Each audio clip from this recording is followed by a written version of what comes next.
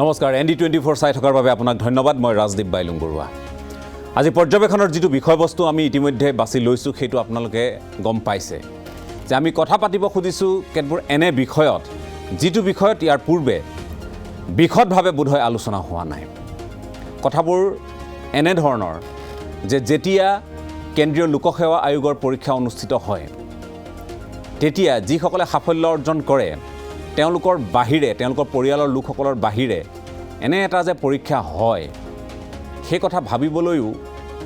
বহুতৰ আহৰিয়ে নাথাকে অপ্ৰিয় সত্য কথা এইটো এতিয়া অৱশ্যে কেতবোৰ সজাগতা আহিছে আমি এই গোটেই বিষয়টো এই কাৰণে আজি আলোচনাৰ বাবে পৰ্যবেক্ষণৰ বাবে বাছি লৈছো তাৰ মূলত হ'ল যে আমাৰ জাতিটো এটা আৱেগিক জাতি কিন্তু জাতীয় চেতনাবোধ আমাৰ এই গোটেই বিষয়টোৰ ক্ষেত্ৰত আজিও আমি অভাৱ যেন আমাৰ অনুভৱ হয় UPSCত কেন্দ্ৰীয় লোকসেৱা আয়োগৰ পৰীক্ষাত এইবাৰ যেটো ফলাফল এই ফলাফলে আমাক নিৰাশ কৰিছে এই ফলাফলত মাত্ৰ এগৰাকীয়ে 283 নম্বৰ স্থানত তেখেতে এইবাৰ কোনো মতে অসমৰ নামটো ধৰি ৰাখিবলৈ তালিকাখনত সক্ষম হ'ল আৰু আমি তাৰ বিপৰীতে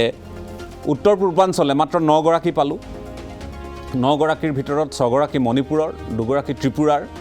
আৰু এগৰাকী অসমৰ আৰু আপোনালোকে জানে যে অসমৰ যিগৰাকী পৰীক্ষাৰ্থী যিগৰাকী এইবাৰ তেখেতে 283 নম্বৰত তেখেতে লাভ কৰিছে এইচ চৌধুৰী তাৰ বাহিৰে কাৰো নাম নাই এই তালিকাখনত আমি কথা কৈ থাকো আঞ্চলিকতাবাদৰ আমি কথা কৈ থাকো যে আমাক সমগ্ৰ দেশখনে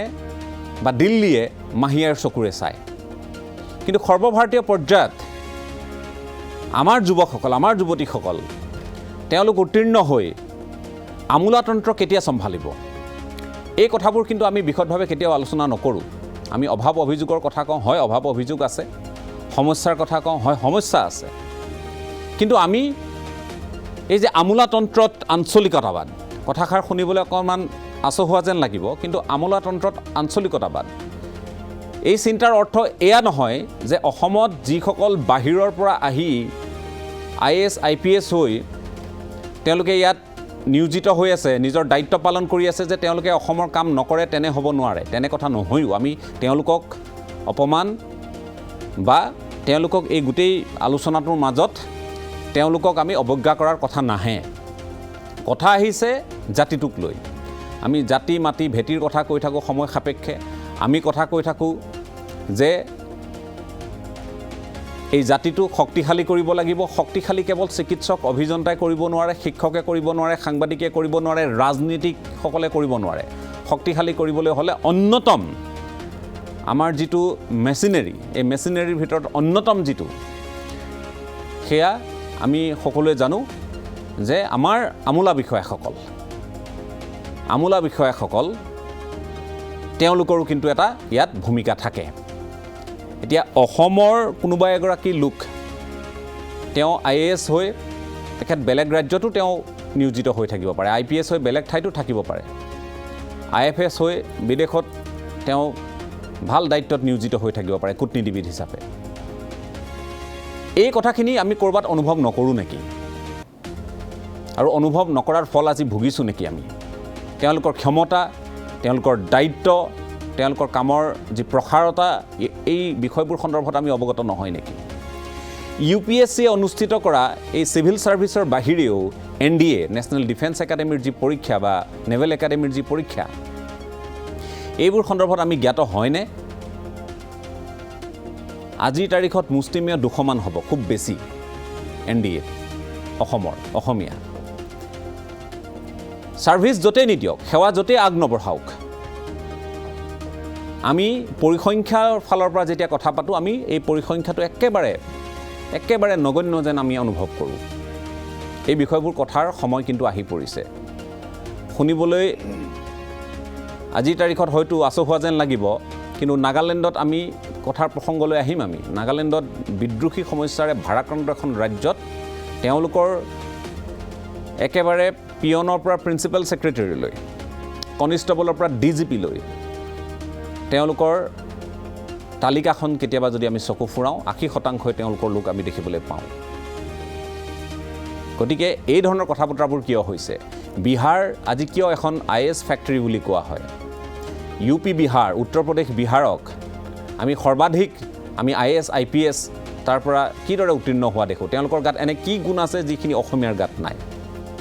এই কথাখিনি আজি ফহিয়াই চোৱাৰ প্ৰয়োজন আছে কৈ ভবাৰ প্ৰয়োজন আছে সেই উদ্দেশ্যে আমি আজি কথাবোৰ সামগ্ৰিকভাৱে বিশ্লেষণ কৰিব খুজিছোঁ আমাৰ মাজত আমাৰ সৌভাগ্য যে ৰাজ্য চৰকাৰৰ গৃহ সচিব আৰু IPS বিষয়া দিগন্ত বৰা ডাঙৰীয়া উপস্থিত আছে মই আপোনাক স্বাগতম জনাইছোঁ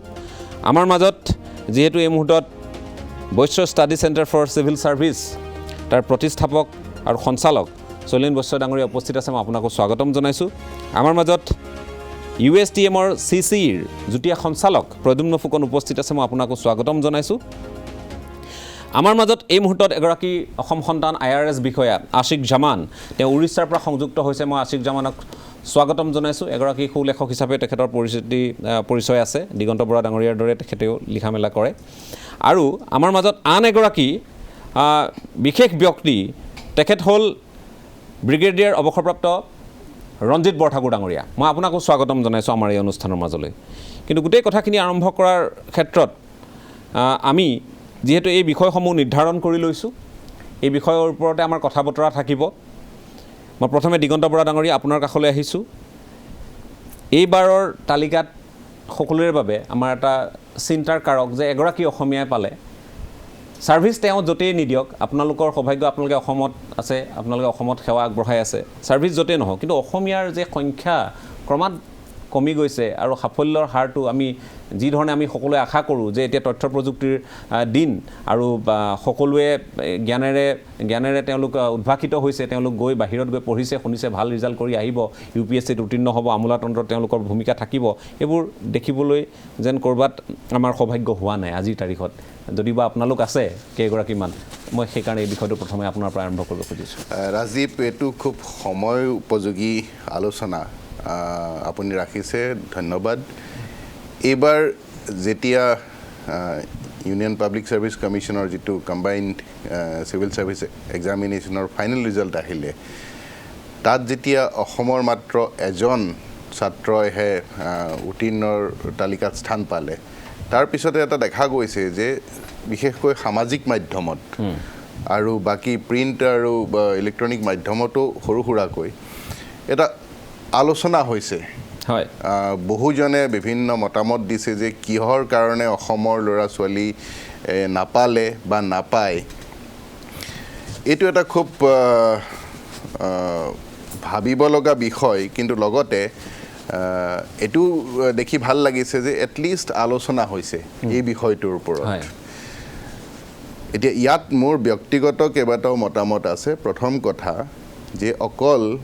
UPSCৰ এই পৰীক্ষাটোতে হে অসমৰ ল'ৰা ছোৱালী লাগে বুলি এনেকুৱা কথা নহয় আচলতে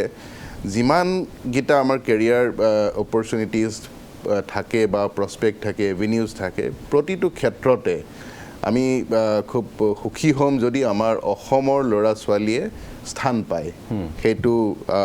মেডিকেল লাইনতে হওক ইঞ্জিনিয়াৰিং লাইনতে হওক ফেশ্বন ডিজাইনিঙতে হওক মেনেজমেণ্টতে হওক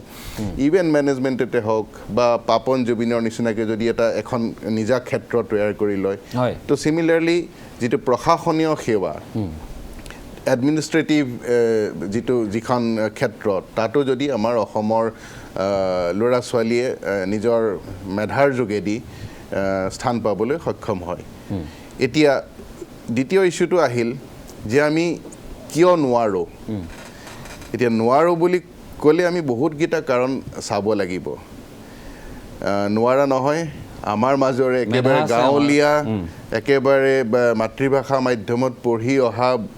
বহুত ল'ৰা ছোৱালীয়ে আগতে এইটো পৰীক্ষাত খুব ভাল ফলাফল দেখুৱাইছে মই নিজৰে উদাহৰণ দি সকলোকে কওঁ যে মই যিখন বিদ্যালয়ৰ পৰা আহিছোঁ একেবাৰে ভিতৰুৱা বিদ্যালয় মাতৃভাষাৰ মাধ্যমত পঢ়ি আহিছোঁ তাৰপিছত লাহে লাহে আমি বস্তুবিলাক শিকি বুজি সেই ক্ষেত্ৰখনত আমি প্ৰতিযোগিতাত নামিছোঁ এতিয়া যিমানখিনি মই দেখিলোঁ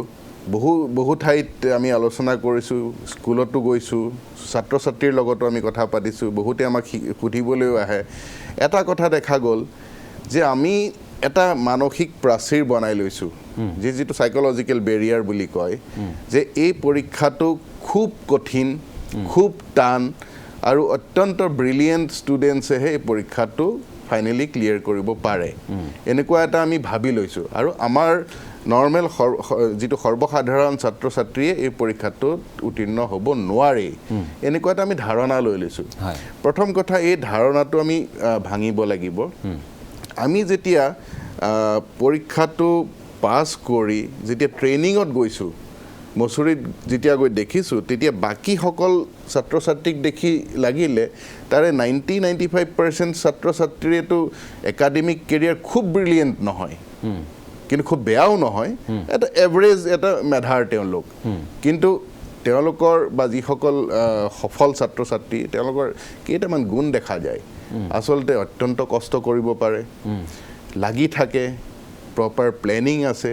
আৰু তাতকৈও এটা ডাঙৰ কথা যে তেওঁলোকে প্ৰপাৰ গাইডেন্স পাইছে। এই পৰীক্ষাটোত বহিবলৈ বা উত্তীৰ্ণ হ'বলৈ কিনো কৰিব লাগে, সেই ধৰণে এটা সফল তেওঁলোকে দিগদৰ্শন পাইছে। এতিয়া যিকোনো এটা প্ৰতিযোগিতামূলক পৰীক্ষাত বহিবলৈ হ'লে এটা প্ৰিপেৰেশ্যন লাগিব। আৰু প্ৰিপেৰেশ্যন আমি কেনেকৈ কৰিম? প্ৰিপেৰেশ্যন কৰিম যদি এই পৰীক্ষাটোৰ বিষয়ে আমি জানো, পৰীক্ষাটোৰ চিলেবাছ কি ধৰণৰ কুৱেশ্যন আহে, লাষ্ট 10 বছৰ বা 15 বছৰত কেনেকুৱা ধৰণৰ পেটাৰ্ণত আছে, বা আমাৰ অগ্ৰজ যিসকলে কোৱালিফাই কৰি গৈছে আমি তেওঁলোকৰ পৰা সেইটো সুবিধা ল'ব পাৰোঁ। গতিকে এই গোটেইখিনি সম্বল যদি আমি লৈ আমি আয়ত্ত কৰি আমি প্ৰিপেৰেশ্যনত আগবাঢ়োঁ, আমাৰ ল'ৰা ছোৱালীয়ে ইয়াত উত্তীৰ্ণ হ'ব পাৰিব। প্ৰথম কথা, আমি এটা প্ৰাচীৰ বনাই লৈছোঁ মানসিক, যে আমি নোৱাৰোঁ। 2 নম্বৰ কথা, এই যিটো এক্সপ'জাৰ, সেই এক্সপ'জাৰটো পোৱা নাই পৰীক্ষাটোৰ বিষয়ে। আৰু 3 নম্বৰ কথা, যিটো কষ্ট কৰিবলৈ যিটো গুণ লাগে, আচলতে আমাৰ বহু ছাত্ৰ ছাত্ৰী সেই কষ্ট কৰিব পৰা গুণটো অলপ কম নেকি। কিন্তু যিসকলে কষ্ট কৰিছে, যিসকলে সেই এক্সপ'জাৰটো পাইছে, যিসকলে মনত মানে বান্ধি লৈছে যে মই পাৰিমেই বুলি, তেওঁলোকে অৱশেষত এই পৰীক্ষাটোত স্থান লাভ কৰিছে। কিন্তু তেনেকুৱা ছাত্ৰ ছাত্ৰী অত্যন্ত নগণ্য। আৰু যিহেতু অসমত পৰিৱেশ নাই বুলি কৈ থাকে, কিন্তু পৰিৱেশটো বনালেহে আহিব, প্ৰস্তুত কৰিব লাগিব। আৰু আজি হ'ল ইণ্টাৰনেটৰ যুগ, গতিকে আমি এই পৰীক্ষাটোৰ বিষয়ে বিচাৰি বেলেগত ক'তো যাব নালাগে। আমি যেনেধৰণে ফেচবুক, হোৱাটছআপ কৰি আছোঁ, আমি যদি গুগলত UPSC ছাইটটো খুলি লওঁ, UPSC ছাইটত গৈ এই গোটেই পৰীক্ষাটোৰ বিষয়ে লিখা আছে। গুগলত যিখিনি আমাৰ কোচিং মেটেৰিয়েল কিছুমান উপলব্ধ হয়। গতিকে যদি ইচ্ছা থাকে, আমাৰ ল'ৰা ছোৱালীৰ মেধা আছে, তেওঁলোকে উত্তীৰ্ণ হ'ব পাৰিব, চেষ্টা কৰিব লাগিব। এই পৰীক্ষাটো কিন্তু এটা কথা কঠিন, এইফালৰ পৰা কোৱা যায় যে এবাৰ দি নহ'বও পাৰে, আৰু এই পৰীক্ষাটো পূৰা 1 বছৰীয়া হয়। মই নিজৰ উদাহৰণত কৈছোঁ, মই প্ৰথম 3 বছৰ প্ৰিলিমিনাৰীয়ে পাছ কৰা নাই, কিন্তু মই আশা এৰি দিয়া নাছিলোঁ। ধৈৰ্য হেৰুৱাব নালাগিব। হতাশ হোৱা যায় অলপ, কিন্তু আকৌ নতুন উদ্যমেৰে আমি আগবাঢ়িছিলোঁ। তাৰপিছত মই প্ৰথমবাৰ মেইনছ যেতিয়া দিছোঁ, ফেইল কৰিছোঁ, দ্বিতীয়বাৰ মেইনছ দিছোঁ, ফেইল কৰিছোঁ, তৃতীয়বাৰ মেইনছ দিওঁতে মই এই পৰীক্ষাটোত উত্তীৰ্ণ হৈছোঁ। গতিকে মোৰ যিটো যাত্ৰা, সেই যাত্ৰাটোত যথেষ্ট হতাশা আহিছে, যথেষ্ট কষ্ট হৈছে, বেয়া লাগে মনত, অনিশ্চয়তাৰ ফালে যোৱা যেন লাগে, কিন্তু মই কেতিয়াও আশা এৰি দিয়া নাছিলোঁ। গতিকে মই নিজৰ উদাহৰণ দি বাকীসকলক কওঁ যে আমাৰ মেধা আছে, কিন্তু চেষ্টা কৰা ছাত্ৰ ছাত্ৰীৰ সংখ্যা কম। আৰু আমি যে ক'লো যে বিহাৰৰ ল'ৰা ছোৱালীয়ে পায়, অকল বিহাৰ বুলিয়ে নহয়, বিভিন্ন ৰাজ্যৰ আমাৰ ছাত্ৰ ছাত্ৰী বা আমাৰ কেণ্ডিডেট আহে চিভিল ছাৰ্ভিচত তো তেওঁলোকৰ পৰা দিয়াৰ সংখ্যাটোও বেছি সংখ্যক ছাত্ৰ ছাত্ৰীয়ে দিয়ে তাৰ পৰা যিকেইজনে ফাইনেলি কোৱালিফাই কৰিব পাৰে আমি তেওঁলোকৰ নাম পাওঁ অসমৰ পৰা দিয়ে কেইজনেনো লাষ্ট 5 ইয়াৰ্ছত আমি বিহাৰ উত্তৰ প্ৰদেশৰ 25% তেওঁলোকৰে মুঠ উত্তীৰ্ণৰ 25% তেওঁলোকৰ জনসংখ্যাও বেছি আৰু সেই ধৰণে কৰবাত আমি অনুভৱ কৰোঁ আমাৰ সজাগতাও অকণমান কম যে এই ব্যুৰোক্ৰেচি বা আমোলাতন্ত্ৰৰ যে ক্ষমতা বা তেওঁলোকৰ দায়িত্ববোধ কি হ'ব পাৰে কি পদবীত তেওঁলোকে আসনাধিষ্ঠ হ'ব পাৰে এই কথাবোৰ চিন্তাধাৰা সহজ সৰল বা আমাৰ যি গ্ৰাম্য সমাজ বহু লোকে মই ভাবোঁ নগৰতেই কৰবাত নহয় কৰবাত আপুনি এই চিন্তাবোৰ সহজতে পোৱা কথাবোৰ সহজতে হোৱা বস্তুবোৰৰ প্ৰতি যি ধৰণে লালায়িত হয় এই কথাবোৰৰ প্ৰতি অকণমান ধ্যান ধাৰণা কম যেন এটা অনুভৱ ব্যক্তিগতভাৱে মই যেটো কৈছোঁ পৰিৱেশ এটা পৰিৱেশ বনাব লাগিব আৰু সেই পৰিৱেশ বনোৱাৰ দায়িত্বটো অকল এজন বা দুজনৰে নহয় ঘৰখনৰ আছে স্কুলখনৰ আছে সমনীয়াৰ আছে মিডিয়াৰ আছে আমাৰ নিচিনা যিসকল আমি পৰীক্ষাটো পাছ কৰি আহিছোঁ আমাৰ আছে আমাৰ বাকীসকল যি এই একাডেমিক ফিল্ডৰ লগত জড়িত বা তেনেকুৱা ধৰণৰ কেৰিয়াৰ কাউন্সেলিঙৰ লগত জড়িত তেওঁলোকৰ আছে এটা সামগ্ৰিকভাৱে আমি যদি চেষ্টা কৰোঁ আমাৰ ল'ৰা ছোৱালী এতিয়াৰ পৰা যদি তেওঁলোকক অলপ ক'বলৈ আৰম্ভ কৰোঁ যে এই পৰীক্ষাটো টান নহয় আৰু এই পৰীক্ষাটোতো আমাৰ যিকোনো ফিল্ডৰ পৰা দিব পাৰে এজন ডক্টৰ MBBS ডিগ্ৰী লোৱাৰ পিছত তেওঁ এপিয়াৰ হ'ব পাৰে ইঞ্জিনিয়াৰিঙত BE বা BTech লোৱাৰ পিছত তেওঁ এপিয়াৰ হ'ব পাৰে কমাৰ্চৰ পৰা আহিব পাৰে এগ্ৰিকালচাৰৰ পৰা আহিব পাৰে ছায়েন্সৰ পৰা আহিব পাৰে আৰ্টছৰ পৰা আহিব পাৰে ভেটেনেৰীৰ পৰা আহিব পাৰে এইটো এটা কম্পিটিটিভ এক্সাম আৰু যিকোনো এটা প্ৰতিযোগিতামূলক পৰীক্ষা পাছ কৰিবলৈ হ'লে এটা ষ্ট্ৰেটেজি লাগিব আৰু সেই ষ্ট্ৰেটেজিটোৰ কাৰণে অলপ গাইডেন্সৰ দৰকাৰ হয় ঠিক আছে মই আকৌ আপোনাৰ কাষলৈ আহিম আমি প্ৰাৰম্ভিকভাৱে আপুনি যিখিনি কথা কৈছে আমাৰ সদাশয় দৰ্শকসকলে নিশ্চয় গুৰুত্ব দিছে মই অকণমান সময়ৰ কাৰণে আশিক জামানৰ কাষলৈ যাব খুজিছোঁ আশিক জামান আমি শেহতীয়াকৈ কথা বতৰা হৈছোঁ এই বিষয়টোৰ সন্দৰ্ভত আৰু এই বিষয়টোত উদ্বিগ্নতা প্ৰকাশ কৰাৰ ব্যক্তিসকলৰ ভিতৰত আপুনি অন্যতম আপুনি কৈছে যে আমি বহুখিনি সা সুবিধা প্ৰদান কৰাৰ পিছতো বা বহু ধৰণৰ সজাগতা অনাৰ প্ৰয়াস কৰাৰ পিছতো এইবাৰ কিন্তু মূৰকত আমি হতাশ হ'বলগীয়া হ'ল এনে নহয় যে ভৱিষ্যতলৈ ভাল নহ'ব কিন্তু এইবাৰ হতাশ হ'বলগীয়া হৈছে ভৱিষ্যতে যাতে ভাল হয় তাৰ কাৰণে আমি কেতবোৰ পদক্ষেপ আমি ল'ব লাগিব চিন্তা কৰিব লাগিব আৰু সামগ্ৰিক এটা পৰিৱেশ আৰু পৰিকাঠামো আমি প্ৰস্তুত কৰিব লাগিব মই আপোনাৰ কাষলৈ আহিছোঁ আপোনাৰ প্ৰাৰম্ভিক মতামত জানিব খুজিছোঁ হয় বাইলুন্দা এই বছৰ সঁচাকৈ হতাশ হৈছোঁ অলপ কাৰণ আমি যদি এটা ট্ৰেণ্ড লক্ষ্য কৰোঁ তেন্তে 2009 চনৰ পৰা অসমৰ পৰা ভালে সংখ্যক ল'ৰা ছোৱালী প্ৰতি বছৰ ক্লিয়াৰ কৰিছিলে 10-12জনকৈ 8-10জনকৈ থাকিছিলে প্ৰতি বছৰ এই বছৰ সংখ্যাটো নামি আহি একেবাৰে মানে ইমান কম হৈ গ'ল সেইটো এটা সঁচাকৈ চিন্তনীয় বিষয় মই ভাবোঁ দিগন্ত বৰা ছাৰৰ লগত মই এই বহুকেইটা পইণ্টতো মই একমত তাৰে এটা হ'ল যে আমাৰ ইয়াৰ পৰা বহুত কম সংখ্যক ল'ৰা ছোৱালীয়ে এপিয়াৰ কৰে পৰীক্ষাটো দিয়ে গতিকে যিমান কম সংখ্যাকে দিব ইমান মানে উত্তীৰ্ণ হোৱাৰ হাৰৰ সেই অনুপাতে কমি যায় আৰু এই কম এপিয়াৰ কৰাৰ এটা কাৰণ হ'ল ছাৰে যেনেকৈ কৈছে এইটো সঁচা এটা মিথ এটা আছে আমাৰ অসমত যে পৰীক্ষাটো এটা ভীষণ টান পৰীক্ষা কেৱল মানে এক্সট্ৰা অৰ্ডিনেৰী ব্ৰিলিয়েণ্ট মানুহে এইটো ক্লিয়াৰ কৰিব পাৰে তাৰো তাৰ ইংৰাজী ভাল হ'ব লাগিব এনেকুৱা কিছুমান ভ্ৰান্ত ধাৰণা আমাৰ সমাজত বা ছাত্ৰ সমাজত এটা প্ৰচলিত হৈ আছে ছাৰৰ দৰে মই একদম গাঁৱলীয়া অসমীয়া মাধ্যমৰ স্কুলৰ পৰা পঢ়ি অহা ছাত্ৰ গতিকে মই নাভাবোঁ যে মই যিহেতু ক্লিয়াৰ কৰিব পাৰিছোঁ যিকোনো এভাৰেজ মেধা সম্পন্ন ল'ৰা ছোৱালীয়ে এই পৰীক্ষা ক্লিয়াৰ কৰিব পাৰিব কিন্তু ছাৰে কোৱাৰ দৰে মই এইটো ক'ম যে ইয়াত কাৰণে ষ্ট্ৰেটেজি ভালকৈ বনাব লাগিব আৰু কষ্ট কৰিব লাগিব আৰু অকল UPSC নহয় মই এটা বস্তু দেখিছোঁ আমাৰ সামাজিক যিটো চাইকি তাত এটা অলপ প্ৰব্লেম এটা আছে নেকি আমাৰ ল'ৰা ছোৱালীবোৰে মই নিয়মিতভাৱে ছাত্ৰ ছাত্ৰীহঁতৰ লগত ইণ্টাৰেকশ্যন কৰি থাকোঁ বা ফ্ৰী কোচিং অৰ্গেনাইজ কৰি থাকোঁ তেন্তে এই ইণ্টাৰেকশ্যনৰ ভিত্তিত মই এটা কথা ক'ব পাৰোঁ যে মেক্সিমাম ল'ৰা ছোৱালীয়ে মানে অসমতে চাকৰি কৰাৰ মন বা ঘৰৰ ওচৰতে একেবাৰে ঘৰৰ ভাত খাই চাকৰি কৰিব পাৰিলে মানে এটা কিবা ভাল পোৱা টাইপ নাজানো কি ধৰণৰ এইটো মানসিকতা এটা আছে আমাৰ হয়তো মিডিয়াৰ এটা ৰোল হয়তো ইয়াত আছে কাৰণ সেই সদায় মাহীয়াই দিল্লীৰ মাহীয়াই সুলভ দৃষ্টি এনেকুৱা এটা কথা কৈ দিল্লী বা কেন্দ্ৰীয় চৰকাৰ বা ধৰক অসমৰ বাহিৰৰ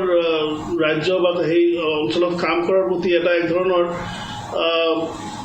বিৰূপ মানসিকতা হয়তো ক'ৰবাত সৃষ্টি হৈছে বা এটা বিৰূপ ধাৰণাৰ হয়তো সৃষ্টি হৈছে মই ভাবোঁ গতিকে এই নিগেটিভিটিখিনি আঁতৰাব লাগিব এটা কেন্দ্ৰীয় চৰকাৰৰ চাকৰিবোৰো যে অকল UPSC বা IAS IPSৰ কথা কোৱা নাই SSCয়ে হওক বা সামৰিক সেৱাৰ চাকৰিয়ে হওক সকলো চাকৰিতে খুব ভাল গ্ৰোথ হেৰি আছে পটেনচিয়েল আছে সুবিধা বা দৰমহা পাম কৰি সকলোবোৰ মানে ৰাজ্য চৰকাৰতকৈ ভাল গতিকে কেৰিয়াৰ অপশ্যন হিচাপে মই ভাবোঁ যে UPSC হওক বা কেন্দ্ৰীয় চৰকাৰৰ চাকৰিবোৰ আমাৰ নিবনুৱাসকলে এইটো হেৰি কৰিব লাগে আগুৱাই যাব লাগে কিন্তু অসমত পৰিৱেশৰ সঁচাকৈ বিৰাট এটা অভাৱ আছে মই নিজে এইটো ক্ষেত্ৰত জড়িত হৈ আছোঁ কাৰণে মই বুজি পাওঁ পৰিৱেশ নথকাৰ কাৰণে মই এটা দুখ দিম কি আমাৰ ইয়াৰ যিখিনি ঘৰুৱা যিখিনি প্ৰতিযোগিতামূলক পৰীক্ষা হয় সেই প্ৰতিযোগিতামূলক পৰীক্ষাবোৰৰ দুটা বিৰাট উইক পইণ্টছ আছে এটা হ'লতো দুৰ্নীতি হৈ থাকে গতিকে আপুনি গম পায় APSCৰ অৱস্থা কি অৱস্থা হৈ আছে ৰাকেশ পাল আৰু আজি যোৱাকালিও চাগে কিছুমান এৰেষ্ট হৈছে গতিকে এইবোৰ চাই পেলাই সাধাৰণ ল'ৰা ছোৱালীৰ মনত এইটো এটা ভাৱ হৈ যায় যে APSC দি পেলাই কোনো লাভ নাই যদি মোৰ টকা পইচা নাথাকে বা কিবা ধৰণৰ হেৰি নাথাকে এতিয়া কিন্তু এটা পৰিৱৰ্তন আহিছে চিন্তাৰ এতিয়া শেহতীয়াকৈ কিন্তু এটা শেহতীয়াকৈ কেতবোৰ চিন্তাৰ পৰিৱৰ্তন হৈছে কিন্তু এবাৰ প্ৰশ্ন কাকতক লৈ প্ৰশ্ন কাকতৰ যিটো ধৰণ এই প্ৰশ্ন কাকত আপুনিও লিখিছে মই দেখিছোঁ এইবোৰক লৈও কিন্তু প্ৰশ্ন উদয় হৈছে যে সেই যিটো আধাৰ প্ৰস্তুত কৰিব লাগে যে APSCও দিব অথচ তেওঁ গৈ UPSCও দিব কিন্তু APSCৰ প্ৰশ্ন কাকতখন যিখন প্ৰশ্ন কাকত তেওঁ দি যাব সেইখন তেওঁৰ UPSCৰ আধাৰ হ'ব নোৱাৰে আৰ্হি হ'ব নোৱাৰে এইবাৰ কিন্তু সেইটো প্ৰমাণিত হৈছে সেই কথাটো মই কৈ আছোঁ সেই কথাটো মই কৈ আছিলোঁ যে যদি ইয়াৰ প্ৰতিযোগিতা ইয়াৰ ঘৰুৱা পৰীক্ষা প্ৰতিযোগিতামূলক পৰীক্ষাসমূহৰ যদি মানদণ্ড উন্নত হয় এক নম্বৰ আৰু যদি সেইখিনি পুৰা মানে ক্লিন এটা হেৰিৰ মাজেদি চিষ্টেমৰ মাজেদি যদি ইহঁতৰ চয়ন হয় তেতিয়াহ'লে কি হ'ব ঘৰুৱা প্ৰতিযোগিতা পৰীক্ষাৰ কাৰণে প্ৰতিযোগিতামূলক পৰীক্ষাৰ কাৰণে যিহেতু প্ৰিপেৰেশ্যন কৰিব তেওঁলোকে অট'মেটিকেলি ৰাষ্ট্ৰীয় পৰ্যায়ৰ পৰীক্ষাৰ কাৰণে নিজকে হেৰি কৰিব পাৰিব তৈয়াৰ কৰিব পাৰিব গতিকে পৰিৱেশ ক্ৰিয়েট কৰাত মানে সকলোৰে সহযোগিতা লাগিব চৰকাৰৰ পৰা আৰম্ভ কৰি সমাজৰ পৰা আৰম্ভ কৰি মিডিয়াৰ পৰা আৰম্ভ কৰি শিক্ষানুষ্ঠানৰ পৰা আৰম্ভ কৰি যেনেকুৱা আপুনি মই এটা কথা ইয়াত উল্লেখ কৰি দিওঁ আমি দিল্লীত মই যেতিয়া প্ৰিপেৰেশ্যন কৰিছিলোঁ তেতিয়া মই সৰহভাগ টাইম দিল্লী ইউনিভাৰ্চিটিৰ ৰিডিং ৰুমত আমি পঢ়িছিলোঁ বা সকলোৱে পঢ়ে তাত নট নেচেচাৰি দিল্লী ইউনিভাৰ্চিটি ষ্টুডেণ্ট হ'ব লাগিব তেনেকুৱা আমাৰ ইয়াত গুৱাহাটী ইউনিভাৰ্চিটি ইমান ডাঙৰ এখন লাইব্ৰেৰী আছে বা কটন ইউনিভাৰ্চিটি ইমান ডাঙৰ লাইব্ৰেৰী আছে মই নাভাবোঁ যে কেতিয়াবা কোনো ছাত্ৰ ছাত্ৰীয়ে মানে ছিষ্টেমেটিকেলি লাইব্ৰেৰীবোৰক কেতিয়াবা ইউজ কৰিছে বুলি গতিকে যদি এনেকৈ গ্ৰুপ বনোৱা যায় তেতিয়াহ'লে মানে বহুত ধৰণৰ ইজনে সিজনৰ পৰা বহুতখিনি শিকিব পাৰে আৰু এটা পৰিৱেশৰ সৃষ্টি হয় দুদিনমান আগতে বিহাৰৰ কথা যিহেতু কৈ থকা হৈছে মই জাষ্ট এটা উদাহৰণ দিব বিচাৰিছোঁ দুদিনমান আগতে মই নিউজ পেপাৰত চালোঁ বিহাৰৰ সাসাৰাম ৰেলৱে ষ্টেচনত পুৰা ৰেলৱে ষ্টেচনৰ প্লেটফৰ্ম এটা ইহঁতে কোচিং চেণ্টাৰলৈ মানে ফ্ৰম টু কোচিং চেণ্টাৰৰ মানুহবোৰ ৰাতিপুৱা আহে 2 ঘণ্টা তাতে পঢ়া শুনা কৰে যিহেতু তাত ইলেক্ট্ৰিচিটি 24/7 থাকে গোটেই ৰাতিও আহি পেলাই যাৰ ঘৰত ইলেক্ট্ৰিচিটি নাই পঢ়াৰ অসুবিধা তেওঁলোকে প্লেটফৰ্মত আহি পঢ়া শুনা কৰে আৰু তাত এনেকুৱা 100-200 ল'ৰা ছোৱালী একেলগে পঢ়ি UPSC হওক বা SSC হওক বা যিকোনো কম্পিটিটিভ এক্সামৰ কাৰণে প্ৰিপেৰেশ্যন কৰে তো এইটো হ'ল পৰিৱেশ মানে ঠিক আছে আৰু ইয়াত এটা কথা মই ক'ম কিন্তু অসমৰ হয় মই আহিম আপুনি খুব সুন্দৰ এটা উদাহৰণ দিলে গতিকে এই উদাহৰণৰ পৰা আমি এটা কথা বুজোঁ যে আমি যিটো সৰুৰে পৰা শুনি আহিছোঁ যে পঢ়ে ৰুৱে পাণ এটিনে নিচিন্তে আন গতিকে সেই পৰিৱেশটোৰ ৰচনা হ'ব লাগিব আজি বিহাৰৰ যিটো উদাহৰণ দিলে সেই উদাহৰণ আজি আমাৰ যিহেতু পুথিভঁৰাল আছে ডাঙৰ পুথিভঁৰাল আছে অধ্যয়ন কক্ষ আছে আমি তাত কিমান আমি এইখিনিৰ সদব্যৱহাৰ কৰোঁ আমি কোৱা নাই যে মেধাৰ অভাৱ এইটো কোনেও ভুল বুজিব নালাগে মেধা আছে আমাৰ কিন্তু এই মেধা যদিহে তেওঁলোকে ভাবে যে আমি প্ৰশাসনিক বিষয়া হ'ব লাগে, যদিহে আমি কূটনীতিক হ'ব লাগে, যদিহে আমি IPS হ'ব লাগে বা IRS হ'ব লাগে, আমি ক'ত চিন্তা কৰিব লাগিব, কেনেধৰণৰ চিন্তা কৰিব লাগিব আৰু আমাৰ চিন্তাৰ পৰিধি কি হ'ব, এই কথাখিনি আমি ভাবিব লাগিব। মই যিহেতু আজি কৈছোঁৱে যে ইয়াত আমাৰ মাজত দুগৰাকী শিক্ষকো আছে, এইকাৰণে তেওঁলোকক শিক্ষক বুলি কৈছোঁ, তেওঁলোকে আজিৰ তাৰিখত এই যিটো কোচিঙৰ যিটো ব্যৱস্থা, এই ব্যৱস্থাটোৰ সৈতে জড়িত আৰু তেওঁলোকে চেষ্টা কৰে যাতে তেওঁলোকৰ দ্বাৰা শিক্ষিত হৈ বা লগতে তেওঁলোকৰ পৰিচালনাত তেওঁলোকে খুব সুন্দৰভাৱে যিসকল আজি পৰীক্ষাৰ্থী আছে তেওঁলোকে যাতে আয়ত্ত কৰিব পাৰে কথাবোৰ, যি ধৰণৰ আজিৰ তাৰিখত আয়ত্ত কৰাৰ প্ৰয়োজন আৰু সেই ধৰণে আগবাঢ়িব পাৰে। মই প্ৰথমে শৈলেন বস্ত্ৰ ডাঙৰীয়া আপোনাৰ কাষলৈ আহিছোঁ। এইবাৰ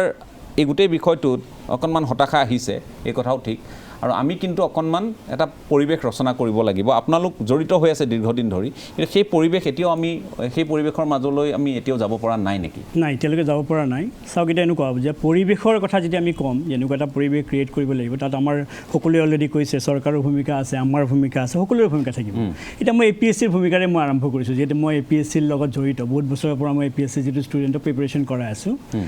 কিন্তু APSC কি হ'ল, যোৱা 1.5 বছৰমান আগতে APSC ক'লে যে এইবাৰৰ পৰা পেটাৰ্ণটো UPSC টাইপৰ হ'ব, চিলেবাছো UPSC টাইপৰ দৰে দিয়া হ'ব আৰু তেওঁলোকে মডেল পেপাৰ কিছুমানো দিলে যে আমি এক্সামটো UPSC টাইপৰ পাতিম। গতিকে আমাৰ সেইটো বহুত আদৰণীয় হয়, যিহেতু এটা এক্সাম UPSC ষ্টুডেণ্টখিনি APSCৰ কাৰণে প্ৰিপেৰেশ্যন কৰিলে তেওঁলোকে UPSCও দিব পাৰিব, চিলেবাছটো একেবাৰে দিব পাৰিব। যদি এটা ছাত্ৰ ছাত্ৰী এনেকুৱা দিল্লীত প্ৰিপেৰেশ্যন কৰি আছেগৈ, তেওঁ আহিয়ে আমাৰ নিজৰ এক্সামটো দিব পাৰিবগৈ, বহুত আদৰণীয় আছিলে। কিন্তু কি হ'ল, যোৱা 12 ছেপ্টেম্বৰত পৰীক্ষা হৈ গ'ল, যিটো আপোনালোকে যিটো মই অলৰেডি ক'লোঁ, তেওঁলোকে মডেল পেপাৰ দিছিলে বা চিলেবাছো দিছিলে, UPSC টাইপৰে চিলেবাছ আছিলে, কিন্তু পৰীক্ষাত দেখা গ'ল সম্পূৰ্ণ বেলেগ এটা পৰীক্ষা হৈ গ'ল। যোৱা 1.5 বছৰমান আমাৰ ছাত্ৰ ছাত্ৰীসকলে UPSC টাইপৰ প্ৰিপেৰেশ্যন কৰাইছিলে, আমি কৰাইছিলোঁ তেওঁলোকক, যিহেতু UPSC টাইপৰ হ'ব বুলি কৈছিলে। কিন্তু আমি দেখিলোঁ, যিহেতু আমি জানো যে দিগন্ত ছাৰহঁতে বেটাৰ জানিব যে UPSC আপোনাৰ কনচেপচুৱেল কুৱেশ্যনছ আহে, যিবোৰ কনচেপ্টৰ ওপৰত কুৱেশ্যনছ আহে। কিন্তু আমি দেখিলোঁ যে যিটো APSC পেপাৰ, এখন GK টাইপৰ পেপাৰ আহিলেগৈ। কাৰণ 12 তাৰিখে যিটো প্ৰিলিমিনাৰী হৈ গ'ল, GSৰ যিখন পেপাৰ আছিলে, সেইখন মানে এনেকুৱা হ'ল, পেপাৰখন 99% GK বুলি ক'লেও ভুল নহয়। তাত কোনো আগৰ APSCবোৰ চাগে ইয়াতকৈ বেটাৰ আছিল যেন মোৰ লাগে, যিহেতু মই জড়িত ইয়াৰ লগত। যে যদি মই দুই-এগৰাকীয়ে কৈছে সাধাৰণ প্ৰতিযোগিতামূলক এইটো কুইজৰে, এইখন গোটেইখন পেপাৰ আপুনি চাব, যে মই ক'ব মোৰ ভাল লগা নাই, কিন্তু গোটেইখন পেপাৰ এনেকুৱা ক্লাৰিকেল লেভেলৰ এক্সামৰ পেপাৰ এখন আহিলেগৈ। তাৰ বিনিময়ত কি হ'ল, যেতিয়া আমি ষ্টুডেণ্ট এজনী প্ৰিপেৰেশ্যন UPSC লেভেলত কৰিবগৈ, যেতিয়া একদম ডাটাবেছ কুৱেশ্যনছ দিছে, তাত আমাৰ কিছুমান ভাল ষ্টুডেণ্ট ৰৈ গ'ল, যি লিখিব পাৰে, ধৰক ৰাইটিং স্কিলটো ডেভেলপ কৰিব পাৰিছে, কাৰণ তেওঁলোকে চিন্তা কৰিছিলে যে মই UPSC টাইপৰ পৰীক্ষাত পেপাৰ এখন আহিবগৈ। গতিকে এনেকুৱাকৈ যদি পৰীক্ষা এটা দিয়ে, APSC পৰীক্ষাত যদি এনেকুৱাকৈ প্ৰিপেৰেশ্যন কৰে GK টাইপৰ, তেওঁ কাইলৈ সেই ছাত্ৰ ছাত্ৰীগৰাকী নিশ্চয় UPSC টাইপৰ পৰীক্ষাত অৱতীৰ্ণ হ'লে ছাকচেছ হ'ব নোৱাৰিব, কাৰণ ইয়াতে আমি দেখিছোঁ যে পেটাৰ্ণটোৱে বেলেগ টাইপৰ হৈ গ'ল।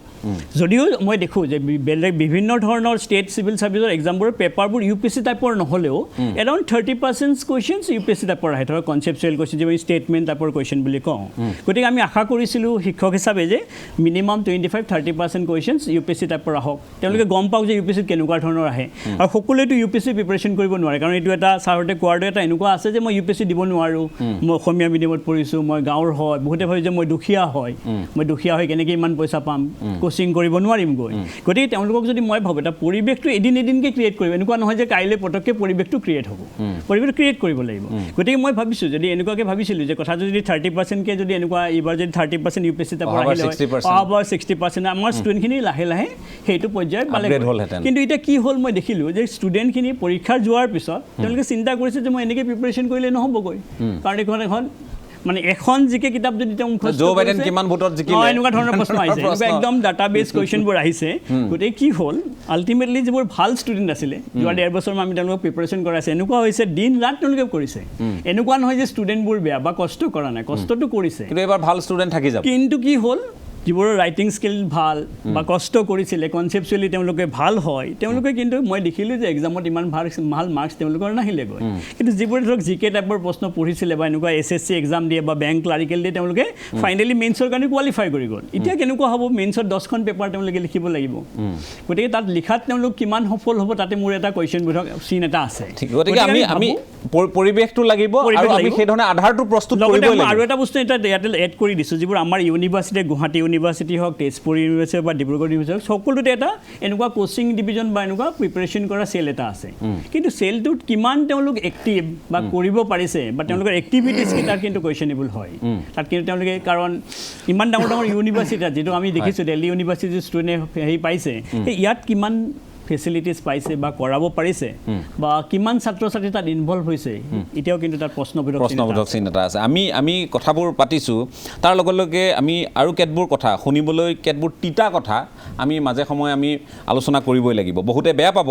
আমি কৈছোঁ যে আমি যেতিয়া চিঞৰ আমি মাৰোঁ, যেতিয়া আমি ৰাজপথলৈ ওলাই আহোঁ, গণতান্ত্ৰিকভাৱে কেতবোৰ কথা বতৰা হয়, সেইখিনি আন্দোলন ক'ৰবাত হয়, তাত আমাৰ ক'বলগীয়া নাই। গণতান্ত্ৰিক অধিকাৰ, কোনো দল সংগঠনে যেতিয়া কথাবোৰ আগবাঢ়ে, তেওঁলোকে সমস্যাৰ কথা কয়, তাত সকলোৱে বিভিন্ন সময়ত তেওঁলোকে সমৰ্থনো দিয়ে, কোনোবাই বিৰোধিতা কৰে, সেইবোৰ কথালৈ ক'বলগীয়া নাই। কিন্তু কথাটো হ'ল যে আমি IAS, IFS, IRS, IPS সৃষ্টিত আমি অকণমান কেতিয়াবা ভাবিছোঁনে? আমি কেতিয়াবা ইটো জনগোষ্ঠী সিটো জনগোষ্ঠীক হুংকাৰ দিয়া, কোনোবাই কাৰোবাক কোনোবা এটা এলেকাত নিষিদ্ধ কৰা, এই কথাবোৰ কৈ থকাৰ সমান্তৰালকৈ আমাৰ নতুন চামটোৱে এই বিষয়বোৰৰ ক্ষেত্ৰত কিমাননো অগ্ৰগতি লভিছে বা আমিনো কিদৰে, আমি বাৰু নহ'লোঁ, আমি কাৰোবাক আমি সহায় কৰিব পাৰোঁনে? আমি উলিয়াই আনিব পাৰোঁনে? বহু সংগঠনৰ আঞ্চলিক সমিতি থাকে, দল সংগঠন। মই চৰকাৰৰ কথা পিছলৈ আহিম, চৰকাৰ যদি ভুল হৈছে চৰকাৰৰ সেইখিনি কাৰণে চৰকাৰো জগৰীয়া। কিন্তু একে সময়তে আমি যিহেতু প্ৰতিনিধিত্ব কৰোঁ, আমি কেতিয়াবা ছাত্ৰ সংগঠনক প্ৰতিনিধিত্ব কৰোঁ, কেতিয়াবা জনগোষ্ঠীয় ছাত্ৰ সংগঠনক আমি প্ৰতিনিধিত্ব কৰোঁ, কেতিয়াবা আমি ভাবিছোঁনে যে এই জনগোষ্ঠীটোৰ ল'ৰা ছোৱালীবোৰৰ মাজত ভাল ল'ৰা ছোৱালীবোৰক আমি উলিয়াই আনি আমি তেওঁলোকৰ অকণমান তেওঁলোকৰ শিক্ষাৰ ক্ষেত্ৰত বিশেষ যদি উত্তৰণ ঘটাব পাৰোঁ, আৰু যি চাকৰিতে তেওঁলোক মগৰল নহওক, যিটো দিশতে তেওঁলোক অগ্ৰসৰ হ'ব নোখোজক, আমি ক'ৰবাত সহায় কৰিছোঁনে? এই কথাবোৰ আমি ভাবিছোঁনে? এই কথাবোৰো নিশ্চয় আহিব। গতিকে সকলোৱে এটা পৰিৱেশ ৰচনা কৰিব লাগিব, তাৰ ভিতৰত তেওঁলোকো সমাজৰ অংগ হিচাপে তেওঁলোকৰো তাত ভূমিকা থাকে, চৰকাৰৰ ভূমিকাৰ সমান্তৰালকৈ। মই প্ৰদ্যুম্ন ফুকন আপোনাৰ কাষলৈ আহিছোঁ। এটা আন্দোলন হ'ব লাগিব, কিন্তু এই ক্ষেত্ৰত এই আন্দোলন হ'ব লাগিব যে শিক্ষাৰ আন্দোলন, এই আন্দোলন হ'ব লাগিব যে আমি UPSCত আমাৰ যদিহে আমি বিচাৰোঁ, কাৰণ আমাক লাগিবই, প্ৰশাসনিক বিষয়া অবিহনে কিদৰে চলিব? তেওঁ অসমত ছাৰ্ভিচ দিয়ক, মেঘালয়ত দিয়ক, তেওঁ পাঞ্জাৱত দিয়ক, ক'ৰবাততো দিব লাগিব। কেনেধৰণে আমি আগবাঢ়িব পাৰোঁ? অলৰেডি দিগন্ত বৰা ছাৰে কথাকেইটা কৈছে যে প্ৰথম কথা হ'ল প্ৰিপেৰেশ্যনৰ আগৰ কথাখিনি কৈছোঁ মই, যে দুটা বস্তু তেওঁ কৈছে যে মেণ্টেল যোনটো এটা মেণ্টেল প্ৰিপেৰেশ্যনটো, যে আমি আগতেই ভাবি লওঁ যে নোৱাৰিম বা হ'ব জানো, দি চাওঁচোন দুবাৰমান। সেই বস্তুটো যোনটো ছাৰে কৈছে যে আমি এটা মনত ভাবি ল'ব লাগিব যে দিমেই, যে দিম আৰু পূৰা যেতিয়ালৈকে লাষ্ট এটেম্পট আছে তেতিয়ালৈকে দিম আৰু পূৰা কষ্ট কৰি দিম। আৰু 2 নম্বৰটো হ'ল গাইডেন্স, ষ্টাৰ্টিঙত যে প্ৰপাৰ গাইডেন্স এটা লাগিব। এতিয়া বহুত কি হৈছে আজিকালি, আৰু এটা প্ৰব্লেম কি হৈছে যে এতিয়া ইমানেই আপোনাৰ অনলাইনত ৰিচোৰ্চেছ এভেইলেবল হৈ গৈছে, এতিয়া কোনটো জেনুইন হয়, কোনটো ভাল হয়, কোনটো মানে ইফেক্টিভ হ'ব, বিকজ এটাতো কোনো নাই যে there is no one best rule. তো সেইটো এটা সমস্যা আহি পৰিছে। তো এইখিনি হৈ গ'ল প্ৰিপেৰেশ্যনৰ ষ্টাৰ্টিঙত, অলৰেডি ছাৰে কৈছে, তো সেইখিনিত মই বেছি নকওঁ। এতিয়া মই আহিছোঁ যে প্ৰিপেৰেশ্যনৰ টাইমত, এতিয়া মই নিজৰ উদাহৰণৰ পৰা মই ষ্টাৰ্ট কৰোঁ। চ' মই দিছিলোঁ, মই ছেকেণ্ড এটেম্পটত ইণ্টাৰভিউ গ'লোঁ, ইণ্টাৰভিউ গৈ নহ'ল, সেইটো সময়তে পেটাৰ্ণ চেঞ্জ হৈ গ'ল। তাৰপিছত মই যোনটো মোৰ থাৰ্ড এটেম্পট আছিল তাত মোৰ প্ৰিলিমছে নহ'ল। কিন্তু এতিয়া সমস্যাটো কি হ'ল, মোৰ তাত 4 বছৰ আগতে দেউতা ৰিটায়াৰ হৈ গৈছিল, ভাইটি আছিলে। চ' সেই এটা যে প্লেনিং নাছিলে, আৰু ধৰি লওক গাইডেন্স একো নাছিলে, দিল্লী ইউনিভাৰ্চিটি গুচি গ'লোঁ, কিন্তু কি ছাবজেক্ট ল'বলৈ কি নালাগে। এতিয়া ধৰি লওক মই যদি হিউমেনিটিজৰ ছাবজেক্ট এটা ল'লোঁ হয়, মেবি মই PhDত সোমাই পিনি JRFৰ অলপ এটা ছাপৰ্ট পাই পিনি মই প্ৰিপেৰেশ্যন কৰিব পাৰিলোঁ হয়। বাট এতিয়া এনেকুৱা হৈ গ'ল যে ছাপৰ্টটো নাই। ধৰি লওক যে এবাৰ নহ'ল প্ৰিলিমছ, এতিয়া বয়সো হৈ গ'ল আপোনাৰ, 3 বছৰ 4 বছৰ লাগি আছোঁ। গতিকে সেই যোনটো ফেজটো, ধৰি লওক সেই প্ৰিপেৰেশ্যনৰ ফেজটোত, সেই ফেজটোত ধৰি লওক প্ৰপাৰ এজন যদি মেণ্টৰ পোৱা যায়, যোনে ধৰি লওক অলৰেডি আছে, তেওঁৰ যোনখিনি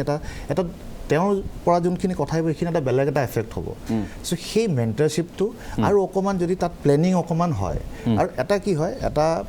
বিহাৰ UP যোনটো আপুনি কৈ আছে, তাত কি আছে, সেই বস্তুটো এটা সিহঁতি দিল্লী যোৱাৰ আগতে কি ছাবজেক্ট ল'ব লাগে, কেনেকৈ প্ৰিপেৰেশ্যন কৰিব, এটা অলমষ্ট এটা ৰাফ ষ্ট্ৰেটেজি এটা সিহঁতৰ বনাই লয়। আমাৰ নাথাকে। ধৰি লওক মই কেমিষ্ট্ৰি ল'লোঁ, কিন্তু পিছত ধৰি লওক সেইটো সময়ত ছায়েন্সত বিৰাট দিগদাৰ স্ক'ৰ কৰিবৰ কাৰণে। চ' সেইকাৰণে আকৌ বেলেগ এটা ছাবজেক্ট ল'ব লগা হৈছে, অপশ্যনেল ল'ব লগা হৈছে। চ' এই ধৰণৰ কিছুমান আমাৰ ইয়াত গাইডেন্স দৰকাৰ, সেইটো বিহাৰ UPত আগৰ পৰাই পায়। আৰু প্লাছ সেই প্ৰিপেৰেশ্যনৰ ষ্টেজটোত, কাৰণ আপুনি ধৰি লওক জেনেৰেলি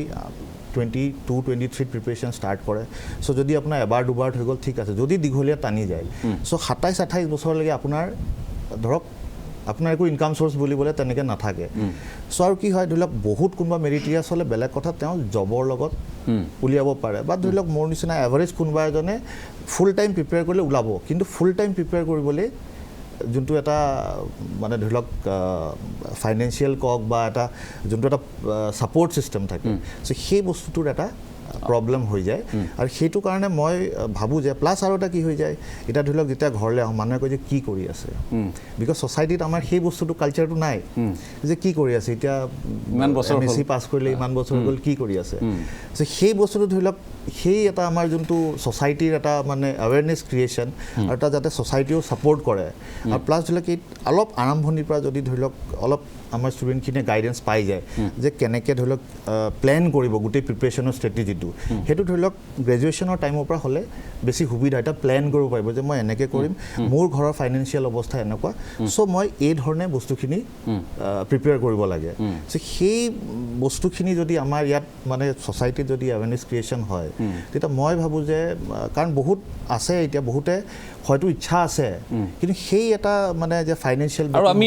আমি অকণমান কম বয়সৰ পৰাই তেওঁলোকৰ মনত সেই চিন্তাটো যদিহে তেওঁলোকে বিচাৰে সেই চিন্তাটো কাৰণ আমি এইটো কোৱা নাই যে মই আকৌ কৈছোঁ বহু লোকে ভুল বুজিব নালাগে বহু আন ৰাজ্যৰ বহু ভাল বিষয়াই ইয়াত কাম কৰি আছে তেওঁলোকে সুন্দৰভাৱে IAS হওক IPS হওক তেওঁলোকৰ নিজৰ কৰ্তব্য সম্পাদন কৰি আছে আমি তেওঁলোকক অপবাদ জাপি দিয়াৰ কথাৰে উদ্দেশ্যৰে এই অনুষ্ঠান কৰা নাই আমি কৰিছোঁ যে অসমীয়া এটা আমোলাতন্ত্ৰ এইটো কোনো ভুল হ'ব নোৱাৰে অসমৰ কাৰণে ভবাটো অসমীয়া মানুহৰ কাৰণে ভবাটো ভুল হ'ব নোৱাৰে গতিকে সেইটোৱে আমাৰ মূল উদ্দেশ্য গতিকে ইয়াৰ পৰা এটা ভুল বাৰ্তা যাব নালাগে মই এই মুহূৰ্তত পোনপটীয়াকৈ যিহেতু আমাৰ সৈতে সংযুক্ত হৈ আছে অৱসৰপ্ৰাপ্ত ব্ৰিগেডিয়াৰ ৰঞ্জিত বৰঠাকুৰ ডাঙৰীয়া মই আপোনাৰ কাষলৈ আহিছোঁ দীৰ্ঘদিন আপুনি ভাৰতীয় সেনাত এগৰাকী বিষয়া হিচাপে নিজৰ কৰ্তব্য সম্পাদন কৰিলে আৰু আপুনি আজি এখন আপোনাৰ এটা মই লেখনি পঢ়িছোঁ তাত আপুনিও উল্লেখ কৰিছে যে আমি এতিয়ালৈ সেই শীৰ্ষত আৰোহণ কৰিব পৰাকৈ আমাৰ মাজত যিটো উদ্যম আহিব লাগে হেঁপাহ জাগ্ৰত হ'ব লাগে সেইটো হোৱা নাই আৰু এইবাৰ বিশেষভাৱে এইবাৰ যিহেতু NDA নেশ্যনেল ডিফেন্স একাডেমীত এইবাৰৰ পৰীক্ষাত বা এইবাৰৰ পৰা ছোৱালীক বা মহিলাক তেওঁলোকৰ আমি ক'ব পাৰোঁ যে ছাত্ৰীসকলৰ কাৰণে যিটো সুবিধা এইবাৰৰ পৰা প্ৰদান কৰা হৈছে ইয়াৰ পূৰ্বে নাছিল তেওঁলোকে শ্বৰ্ট ছাৰ্ভিচ কমিশ্যনৰ জৰিয়তে আহিব লাগিছিল এইবাৰ তেওঁলোকে NDAত অৱতীৰ্ণ হ'ব পাৰিব পৰীক্ষাত অৱতীৰ্ণ হ'ব পাৰিব আৰু আপুনি আহ্বান জনাইছে অসমৰ যুৱক যুৱতী যিমান পাৰে সিমানে এই পৰীক্ষাত অৱতীৰ্ণ হ'ব লাগে মুষ্টিমেয় মানুহ আছে আমাৰ ভাৰতীয় এই প্ৰতিৰক্ষা সেৱাটো গতিকে মই আপোনাৰ কাষলৈ আহিছোঁ প্ৰাৰম্ভণিতে আমাৰ কথাবোৰ অকণমান দীঘলীয়া হৈছে কিন্তু প্ৰাৰম্ভণিতে আপোনাৰ মতামত জানি ল'ব খুজিছোঁ এই বিষয়টোত আৰু কি আহ্বান জনাব খুজিছে প্ৰথম কথা আগতে আমি অলৰেডি কথা হৈছে কি সৰ্বভাৰতীয় যিকোনো ডিপাৰ্টমেণ্টত আমাৰ সংখ্যা খুব কম আৰ্মিত ডিফেন্স ফ'ৰ্চত আৰু কম এতিয়া আমি অসম বা যেতিয়া কথা পাতোঁ আমি বেছিকৈ IAS IPS এইবোৰৰ কথা পাতোঁ ডিফেন্স ফ'ৰ্চৰ বিশেষ কথা নহয় আৰু মানুহে ইয়াত ভাবে অসম ভাবে কি আৰ্মিত বিষয়া হ'বলৈ সৈনিক স্কুল হৈ যাব লাগে এতিয়া দুখৰ কথা কি এই সৈনিক স্কুলত আগতে যিমান ল'ৰা গৈছিলে সৈনিক স্কুলখন 64ত আৰম্ভ হৈছিলে এতিয়া লাহে লাহে সংখ্যাবোৰ কমি গ'ল এটা সময়ত 15টা 12টা প্ৰতি ছমাহে গৈছিলে এইটো লাহে লাহে কমি এতিয়া এটা দুটা যায় ল'ৰাবোৰৰ ইণ্টাৰেষ্ট কমি গ'ল ল'ৰাবোৰৰ ইণ্টাৰেষ্ট কমাৰ এটা মেইন কাৰণ হ'ল বেলেগ এভিনিউ হ'ল আজিকালি বহুত বেলেগ ক্লাছ 12 পাছ কৰি যাব লাগে সেই তেনেকুৱা কাৰণে আমাৰ ল'ৰাবোৰৰ ইণ্টাৰেষ্ট কমি গ'ল আমি এজ এ সৈনিক স্কুল আমি ট্ৰাই কৰি আছোঁ মটিভেট কৰিবলৈ মিন হুৱাইল অন্য স্কুল কলেজৰ পৰা পাছ কৰি ক্লাছ 12 পাছ কৰি বহুতো আমাৰ অসমীয়া ল'ৰা বি বৰুৱা কলেজ হওক অইন কলেজৰ পৰা বা আৰ্মিত গৈছে আৰ্মি আৰু চিভিলৰ এটা ডাঙৰ মানে APSC পৰীক্ষা বহুত ডিফাৰেঞ্চ আছে আমাৰ ইয়াত এটা ৰিটেন পৰীক্ষা পাছ কৰি 4 দিনীয়া এটা ছাৰ্ভিচ চিলেকশ্যন বৰ্ড হয় সেই ছাৰ্ভিচ চিলেকশ্যন বৰ্ডটোত এইটো য'ত আমাৰ সাইকোলজি টেষ্ট হয় গ্ৰুপ টেষ্ট আৰু লিডাৰশ্বিপ কোৱালিটি টেষ্ট কৰে এতিয়া আমাৰ সেই লেভেলত SSBত আমাৰ ল'ৰাবোৰে ভাল কৰা নাই এতিয়া কোচিং হ'ব লাগে নে এইটোৰ বিষয়ে বহুত ডিবেট হৈছে স্পেচিয়েলি বহুতখিনি ট্ৰেইনিং ইনষ্টিটিউট আছে কোচিং ইনষ্টিটিউট আছে অসমত এতিয়ালৈকে নাই দিল্লী চণ্ডীগড় দেহৰাদুন কিন্তু কোচিং ইনষ্টিটিউট নগৈও বহুত ল'ৰাই ইয়াৰ পৰাও ডাইৰেক্টলি আৰ্মিত গৈছে এতিয়া ইনফেক্ট মই আপোনালোকে গম পাব পাৰে নাই থাৰ্ড জেনেৰেশ্যনো গৈছে আমাৰ ইয়াত কৰ্ণেল আছে তেওঁ পুতেক গৈছে তেওঁ জীয়েকে আৰ্মি জোৱায়েক আৰ্মিত আছে তেনেকুৱা থাৰ্ড জেনেৰেশ্যন ফ'ৰ্থ জেনেৰেশ্যন ল'ৰা আমাৰ পাঞ্জাৱৰ দৰে হৈছে কিন্তু নাম্বাৰটো কম সেইকাৰণে মই এইটোৱে কৈছোঁ এইবাৰ এটা যিটো প্ৰথমবাৰৰ কাৰণে বহুত কষ্টৰ মূৰত ওমেন অফিচাৰ NDAত যাবৰ কাৰণে দিছে নেশ্যনেল ডিফেন্স একাডেমীত আমাৰ যিখিনি তাই পৰীক্ষা প্ৰথমবাৰ দি চাব লাগে কাৰণ NDAত দিবলৈ 4-5টা চান্স পাব যদি বয়সৰ মাজত 16 to 18.5 yearsত সেইকাৰণে মোৰ ৰিকুৱেষ্ট কি ল'ৰা ছোৱালী যিমানে পাৰে বা এই লাষ্ট 8 তাৰিখ লাষ্ট অক্টোবৰ 8 তাৰিখ লাষ্ট ডেট ট্ৰাই কৰক এবাৰ পাই পেলাই তাতে গম পাব তেওঁলোকে গম পাব যে কনফিডেন্স পাব যে পৰীক্ষাটো তেওঁলোকে পাৰিব বুলি হেল্ল' হয় হয় হয় হয় আমি শুনি আছো এতিয়া মই এটা কথা আৰু এটা কথা কওঁ এই যে আমি দুটা কথা আমাৰ ল'ৰাবোৰে পৰীক্ষাত মই IAS IPSৰ কথা কওঁ আজিকালি আগতকৈ এৱেৰনেছটো বহুত বাঢ়িলে বহুত ল'ৰা ছোৱালীক মই কথা পাতোঁ তাতে কয় IAS দিম IPS দিম APSC দিম মেটেৰিয়েলখিনি বহুত হৈ গ'ল অনলাইনত যেনেকৈ শ্ৰী দিগন্তৰ বৰাই বহুত কথা ক'লে মেটেৰিয়েল এভেইলেবল হয় এতিয়া ফ'কাছ ষ্টাডিটো কথা এটা আছে কিন্তু মই তাতকৈ ডাঙৰ কথা ভাবোঁ আমি অসমীয়া হিচাপে আমাৰ পাৰ্চিভিয়েৰেঞ্চ আৰু ধৈৰ্য কষ্ট কৰা ক্ষমতাটো কম এইখিনি যদি হৈ যায় বহুতে পাৰিব এতিয়া পপুলেশ্যন হিচাপে মণিপুৰৰ পপুলেশ্যন আমাতকৈ কম তাহাঁতৰ ৰিজাল্ট সদায় ভাল হয় NDAটো হয় IAS IPSৰ হয় ইভন এসময়ত মিজোৰামৰ পৰা বহুতখিনি অফিচাৰ চেণ্ট্ৰেল ছাৰ্ভিচত আছিলে সেইকাৰণে মই ভাবোঁ আমি এটা লেক কৰোঁ সেইটো পাৰ্চিভিয়েৰেঞ্চটো নাই মানে পাছ কৰিব মন আছে কিন্তু যিমান কষ্ট কৰিব লাগে সিমান কষ্ট আমি কৰা নাই বা কৰিব নোৱাৰোগৈ আগতে মই বহুত বছৰ এইটো দেখি আছোঁ আমাৰ ল'ৰা দিল্লীত যায় পঢ়ে আগতে গভৰ্ণমেণ্টে বহুত স্কলাৰশ্বিপ দিছিলে পইচা দিছিলে কিন্তু ৰিজাল্ট ভাল হোৱা নাই ৰিজাল্ট ভাল হোৱা এটাই কাৰণ নাই মই ভাবোঁ যদিও ইণ্টেলিজেঞ্চ কিন্তু পাৰ্চিভিয়েৰেঞ্চ নাই ধৈৰ্য নাই কিলাৰ ইনষ্টিংক্টটো মই নাই বুলি ভাবোঁ আপুনি যদি গেমছতো চাই আমাৰ ল'ৰা ছোৱালীয়ে গেমছো ভাল খেলে কিন্তু এটা সময়ত আমি এতিয়া কওঁ হিমা দাসৰ কথা হয় হিমা দাসে এবাৰ জিকিলে তাৰপিছত পাৰিব নাই তো সেই ফিলিংটো আনিব লাগিব কি আমি পাৰিম আৰু পাৰিব আৰু বিহাৰ বা UP ল'ৰা ছোৱালী খুব এক্সট্ৰাঅৰ্ডিনেৰী ব্ৰিলিয়েণ্ট নহয় তেওঁলোকে খুব শ্লগ কৰে খুব কষ্ট কৰে আমি এই কষ্টৰ ফিলিংটো নিজৰ মাজত চবৰ মাজত আনিলে মই খুব কনফিডেন্স কি আমাৰ ল'ৰাই ভাল ফল দেখুৱাব ঠিক আছে মই আকৌ আপোনাৰ কাষলৈ আহিম হয় আকৌ আপোনাৰ কাষলৈ আহিম আমি কথা পাতিম এটা গুৰুত্বপূৰ্ণ বিষয় বাছি লৈছোঁ আজি আমি কোনো গৰুখুটিৰ কথা পতা নাই আমি কোন হিন্দু কোন মুছলমান ক'ত কি কাজিয়া হৈছে এই কথাবোৰ আমি আজি আলোচনা কৰা নাই কাৰণ এইবোৰ আলোচনা কৰিবলৈ যথেষ্ট সময় আপুনি পাব কাৰণ এইবোৰ আলোচনা হৈ আছে আপুনি মই নকৰিলেও কোৱাই কৰিবই কৰাই এইবিলাক কৰি থাকিব কিন্তু এই বিষয়টো আমি বাদ দিব নোৱাৰোঁ কাৰণ ইয়াত বহু এনেধৰণৰ অন্তৰ্নিহিত বিষয় আছে যিবোৰে আমাক কুঙা কৰিব পাৰে যদিহে এই বিষয়বোৰক আমি গুৰুত্ব নিদিওঁ এই কথাবোৰ প্ৰথম আমি পাতিবই লাগিব গুৰুত্ব দিবই লাগিব এই বিষয়বোৰ আলোচনা কৰাৰ সময় যিহেতু আজি আহি পৰিছে আমি বাধ্য হৈছোঁ এই বিষয়বোৰ আলোচনা কৰিবলৈ আপোনালোককো বিশেষকৈ অভিভাৱকসকলকো আমি সজাগ কৰাৰ এটা প্ৰয়াস এই আপাহতে লৈছোঁ আমি ভাবোঁ আপোনালোকে এই অনুষ্ঠানৰ বা ইয়াৰ যিবোৰ কথা বতৰা গুৰুত্ব দি শুনিব আৰু সেইখিনি প্ৰায়োগিক অৰ্থত নিজৰ সন্তানৰ ক্ষেত্ৰত যাৰ যেনে ধৰণৰ ইচ্ছা তেওঁলোকে প্ৰয়োগ কৰিবলৈ বা তেওঁলোকক গাইড কৰিবলৈ তেওঁলোক এই ক্ষেত্ৰত সক্ষম হ'ব আমি কেতবোৰ প্ৰসংগ টানি আনিছোঁ কেতবোৰ কথা কেতিয়াবা শুনিবলৈ বেয়া লাগে কিন্তু জাতীয় চেতনাবোধ এই প্ৰশ্নটো আমি কিয় কৰিছোঁ কৰাৰ নিশ্চয় কাৰণ আছে এই কথাবোৰ আমি কিয় পাতিছোঁ ইয়াৰো কাৰণ আছে আমি কৈছোঁ যে অন্তৰ্নিহিত কেতবোৰ বিষয় আছে যে আমি আজিৰ তাৰিখত অসমীয়া আমোলা কেইগৰাকী আছেগৈ অসমত কেইগৰাকী আছেগৈ ভৱিষ্যতে এটা বছৰো যদি থাকি যায় এটা বছৰো যদি আজিৰ তাৰিখত থাকি যায় ভৱিষ্যতলৈ সেইটোৱে তেওঁলোকক নেতৃত্ব দিয়াৰ সমস্যাৰ সৃষ্টি কৰিব এই কাৰণেহে আমি বিষয়বোৰ পাতিবলগীয়া হৈছে ধৰি লওক আজি এই বছৰ 17জন উত্তীৰ্ণ হ'ল আৰু তাৰ ভিতৰতো কোনোবা আছে নিজৰ গৃহ ৰাজ্যত ধৰি লওক অসম মেঘালয় কেডাৰ থাকিব কোনোবা আন ক'ৰবাৰ কেডাৰ হ'ব এইবোৰ বাৰু প্ৰসংগ আছেই তাত কিন্তু অসমত নিজৰ ৰাজ্যত কেইগৰাকী সেৱা আগবঢ়াবলৈ সুবিধা পাব তাৰ কাৰণে কি অপশ্যন আছে কি কি ব্যৱস্থা থাকিব, এই কথাবোৰ আমি পাতিব লাগিব। তাৰ লগে লগে আমি এই দিশটোও চাব লাগিব যে আজি যে কেইগৰাকীয়ে উত্তীৰ্ণ নহওক, ভৱিষ্যতে তেওঁলোকৰ মাজৰ পৰাই কোনোবাই গৈ শীৰ্ষ পদবীত তেওঁলোকে আৰোহণ কৰিব, কোনোবা গৈ মুখ্য সচিব হ'ব,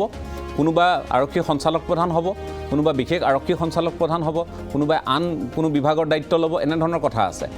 আজি আমি এই কথাবোৰ এই কাৰণেই পাতিবলগীয়া হৈছে, যদি আজি আমি ঠিক কৰি নলওঁ ভৱিষ্যতটো কিন্তু আমাৰ সমস্যাবহুল হ'ব। আমি যদিহে অসমীয়াৰ কথা কওঁ, সেইকাৰণে আমি বিষয়টো বাছি লৈছোঁ। আজি মুখ্য সচিব অসমীয়া, ইয়াৰ আগৰগৰাকীও অসমীয়া আছিল, এতিয়া মুখ্য আৰক্ষীৰ যিগৰাকী সঞ্চালক প্ৰধান তেওঁ অসমীয়া। অনাগত সময়ত তেওঁৰ পিছত এটা মাজত অকণমান শূন্যতা থাকিব অসমীয়া বিষয়ৰ ক্ষেত্ৰত। বাকীসকলে বেয়া কাম কৰিব তেনে ভাবিব নালাগে। কিন্তু তাৰপিছত আকৌ আমি জানো যে আজিৰ তাৰিখত ভাস্কৰজ্যোতি মহন্ত, তাৰপিছত আন কেইবাগৰাকীও বিষয় আছে। আজি যিগৰাকী গৃহ সচিব আমাৰ মাজত উপস্থিত আছে, আমি আশা কৰোঁ তেওঁ এদিন গৈ আৰক্ষী সঞ্চালক প্ৰধান হ'ব। গতিকে এটা পৰ্যায়ৰ মাজেৰে সকলোখিনি অগ্ৰসৰ হয়। গতিকে এনেধৰণে কথাবোৰ আগবাঢ়ে, এনেধৰণেই গোটেই বিষয়বস্তুসমূহ আমি আলোচনাৰ মাজলৈ আনিছোঁ, সেইকাৰণেই আনিছোঁ। গতিকে আমি ক'ৰবাত শ্লোগান দি আছোঁ, কেতিয়াবা কিবা কৰি আছোঁ, কিন্তু এই বিষয়বোৰ আমি গুৰুত্ব নিদিয়াকৈ একাষৰীয়া কৰি ৰাখিছোঁ নেকি? আমি জাতিৰ কথা কৈছোঁ, জনগোষ্ঠীৰ কথা কৈছোঁ, উত্তৰণৰ কথা কৈছোঁ, কিন্তু সমানে আমাক আমোলাতন্ত্ৰটো লাগিব। আজি আপোনালোকক এই কথা আমি মুকলিকৈ, যিহেতু এই কথাখিনি আমাৰ মাজত অতিথি আছে, তেওঁলোকৰ মুখেৰে শুনিলে বেছি আপোনালোকে ভাল পাব। মই সেইকাৰণে আকৌ এবাৰ দিগন্ত বৰা ডাঙৰীয়াৰ কাষলৈ আহিব খুজিছোঁ যে আমি নাগালেণ্ডত দেখিছিলোঁ, কথাখিনি শুনিবলৈ বেয়া, মই নাগা মানুহৰ সৈতে বহুত তেওঁলোকৰ সৈতে এটা সম্পৰ্কৰ জৰিয়তে সাংবাদিক হিচাপে বহু কথা তেওঁলোকৰ পৰা পাবলৈ সক্ষম হৈছিলোঁ যে NSCNে যেতিয়া বিদ্ৰোহ কৰি আছিল সেই তাহানিৰ দিনৰ পৰা, তেওঁলোকে কিন্তু বিদ্ৰোহটো এটা পৰ্যায়ত কৰি আছিল, সশস্ত্ৰ তেওঁলোকৰ উগ্ৰপন্থী যিটো তেওঁলোকৰ আছিল, তেওঁলোকে সেই বিদ্ৰোহ চলাই আছিল। কিন্তু তেওঁলোকে বোলে গাঁৱে গাঁৱে চোকা ল'ৰাবোৰক তেওঁলোকে নিৰ্বাচন কৰিছিল, গাঁৱৰ প্ৰমুখসকলক কৈছিল যে এই ল'ৰা যদি ভাল দিল্লীলৈ পঠিয়া, ভালকৈ পঢ়োৱা, তোমালোকে ভালকৈ তেওঁলোকক পাৰি যদি আমোলা হ'বলৈ, IAS হ'বলৈ, IPS হ'বলৈ তেওঁলোকক উৎসাহিত কৰা। মিছনেৰীও সহযোগ কৰিলে। এই কামবোৰ কৰি তেওঁলোকে এটা পেৰেলেল এটা সমান্তৰাল শাসন ব্যৱস্থা তেওঁলোকে তাত গঢ়ি তুলিলে। মই তেওঁলোকক তুচ্ছাৰ্থত কোৱা নাই, তেওঁলোকৰ কথাখিনি যথেষ্ট উৎসাহী। এই যদিও তেওঁলোকে বিদ্ৰোহ, আজি তেওঁলোকে আছে, তেওঁলোক অস্ত্ৰবিৰতিত আছে, আলোচনাত আছে, এই কথাবোৰ হৈছিল। কিন্তু অসমত তেনে এটা পৰিক্ৰমা আমি কিন্তু নেদেখিলোঁ। ক'ৰবাত নহয় ক'ৰবাত এই কথাখিনিও আমাক আজি হয়তো এই পৰিস্থিতিত যে চিন্তা কৰিবলগীয়া হৈছে যে ইয়াৰ পিছত কোন হ'ব। মুখ্য সচিব তেখেত যোৱাৰ পিছত অসমীয়া বিষয়ে কোনোবাই পাবনে? অসম বুলি ক'লে অসমীয়া চেণ্টিমেণ্ট বা আৱেগ এটা থাকিবই, আহিবনে কোনোবা, হ'বনে কোনোবা, এই ধৰণৰ কথাবোৰ আহে। এই পৰিৱেশটো কিন্তু আমি বোধহয় অসমত নহ'ল। এই ক্ষেত্ৰত উদাহৰণ মই এই যিটো ক'লে নাগালেণ্ডৰ উগ্ৰপন্থী সমস্যাৰ সমান্তৰালভাৱে তেওঁলোকে কিছুমান কাম কৰিলে, যিটো আপুনি উদাহৰণ দিলে, আমাৰ সৰুকালটো পাৰ হৈছিল অসম আন্দোলনৰ সময়ত, আৰু তাৰ পিছত উগ্ৰপন্থীৰ সমস্যা। গতিকে এটা পৰিৱেশ, অশান্তিৰ পৰিৱেশ, কিন্তু আমি সেই পৰিৱেশতেতো আমিও ডাঙৰ হৈছিলোঁ, আমাৰ সমনীয়াসকলো ডাঙৰ হৈছিলে। আৰু তাৰ সেই মাজেদি আহি আমি কটন কলেজত যেতিয়া 91ত ভৰ্তি হওঁ, তেতিয়া 450 আমাৰ যিখিনি সহপাঠী আছিলে, সেই 450 সহপাঠীৰ প্ৰতিজনেই নিজৰ নিজৰ ক্ষেত্ৰত আজিৰ দিনত প্ৰতিষ্ঠিত। আপোনাৰ লেখনিত দেখিছোঁ মই এইকাৰণে কৈছোঁ যে আমি সদায় এটা মানে বেলেগক দোষ দিওঁ যে পৰিস্থিতি বেয়া, শৈক্ষিক পৰিৱেশ বেয়া। বেলেগক দোষ দি লাভ নাই। পঢ়াটোতো মোৰ নিজৰ কাম, মই ভৱিষ্যতে কি হ'ম সেইটো মোৰ নিজৰ কথা, আৰু মোক সহায় কৰিব মোৰ অভিভাৱক আৰু শিক্ষাগুৰুসকলে। যদি শিক্ষাগুৰুসকলে নিজৰ কৰ্তব্য পাহৰি যদি আন্দোলনত নামে, বা অভিভাৱকে নিজৰ সন্তান সন্ততিৰ প্ৰতি দায়িত্ব এৰি দি পেলাই যদি বেলেগ কাৰ্যত নিয়োজিত হয়, তেতিয়াহ'লে দোষটো কাৰ? আমি বেলেগক দোষ দিব নোৱাৰোঁ, দোষটো সদায় আমাৰেই। আমি নিজৰ গাতে চিকুটি চাব লাগিব। এটা অসম আন্দোলনৰ পৰিৱেশ, আলফাৰ সমস্যাৰ পৰিৱেশ, উগ্ৰপন্থীৰ সমস্যাৰ পৰিৱেশ, অপাৰেশ্যন বজৰং, ৰাইনো, তাৰ মাজেদি আহি আমি কটন কলেজ পাইছোঁহি। সেই তাত অহা সেই 450 যি মেধাৱী ছাত্ৰ ছাত্ৰী আহিলে, তেওঁলোকটোতো সেইটো পৰিৱেশৰ পৰাই আহিছে। তাৰ মানে অসমৰ সামগ্ৰিক পৰিৱেশটো বেয়া হোৱা নাই, বা এখন ঘৰৰ পৰিৱেশটো বেয়া হোৱা নাই। হয়, ৰাজনৈতিকভাৱে অলপ অস্থিৰতা আছিলে, কিন্তু সামাজিক অস্থিৰতাটো সিমানটো নাছিলে। কোনো চুবুৰীত হ'ব পাৰে বা কোনো অঞ্চলত হ'ব পাৰে, কিন্তু সমগ্ৰ অসমততো হোৱা নাই তেনেকৈ। প্ৰথম সেইটো 2 নম্বৰ কথা অকণমান আগতে যিটো আমি আলোচনা কৰিছোঁ যে কিবা এটা মই যদি হ'ব লাগে বা কিবা এটা মোৰ যদি ইচ্ছা আছে সেই ইচ্ছা থাকিলে তাৰ প্ৰতি চেষ্টাও কৰিব লাগিব আৰু সেই চেষ্টা কৰিবলৈ যাওঁতে ষ্টেপ বাই ষ্টেপ তেওঁলোকে গম পাব যে অ'কে মই এই ধৰণে কৰিলে নহ'ব মই এই ধৰণে কৰিব লাগিব গতিকে যদি যুদ্ধ ক্ষেত্ৰত নমাৰ আগতেই মানে চাৰেণ্ডাৰ কৰিলেতো নহ'ব এবাৰতো মানে বোকা ঘোলা কৰি চাব লাগিব যে পাৰিম নে নোৱাৰিম আমাৰ সৰ্বসাধাৰণ ছাত্ৰ ছাত্ৰীয়ে প্ৰথম কথা ভয় কৰে আৰু চেষ্টা নকৰে যুদ্ধ ক্ষেত্ৰত নানামে তাৰ আগতেই চাৰেণ্ডাৰ কৰি দিয়ে যিটো আমাৰ সেই যিটো মেণ্টেল ষ্টেট সেইটো অকণমান সলাব হ'ল 2 নম্বৰ কথা আপুনি আৰু এটা ক'লে যে এই অস্থিৰতা বা কিবা সামাজিক অস্থিৰতা সেইটোৰ কিন্তু এটা পজিটিভ ছাইডো আছে আমাৰ ইয়াত বহু ক্ষেত্ৰত যেতিয়া দেখা গ'ল যে শৈক্ষিক পৰিৱেশ বিনষ্ট হৈছে সামাজিক পৰিৱেশ বিনষ্ট হৈছে বিভিন্ন কাৰণত আৰু সেই সময়তে যিসকল অভিভাৱকে মানে পাৰে তেওঁলোকে এফৰ্ড কৰিব পাৰে তেওঁলোকৰ সন্তান সন্ততি লাহে লাহে বাহিৰত পঢ়িব ওলাই গুচি গ'ল আৰু কিছুমানে নিজৰ চেষ্টাত বাহিৰত পঢ়িব ওলাই গুচি গ'ল আৰু সেই যে বাহিৰত যিসকল গ'ল তেওঁলোকে কিন্তু কেতিয়াও ঘূৰি নাহিলে একো নকৰাকৈ যিখিনি ঘূৰি আহিছে কিবা এটা হৈহে ঘূৰি আহিছে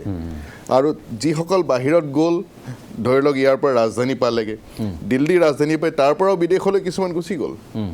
গতিকে সেইসকল হ'ল আমাৰ প্ৰতিনিধি সেইসকল আমাৰ আদৰ্শ বুলিও ক'ব পাৰোঁ আমাৰ পিছৰ মানে উত্তৰ পুৰুষৰ কাৰণে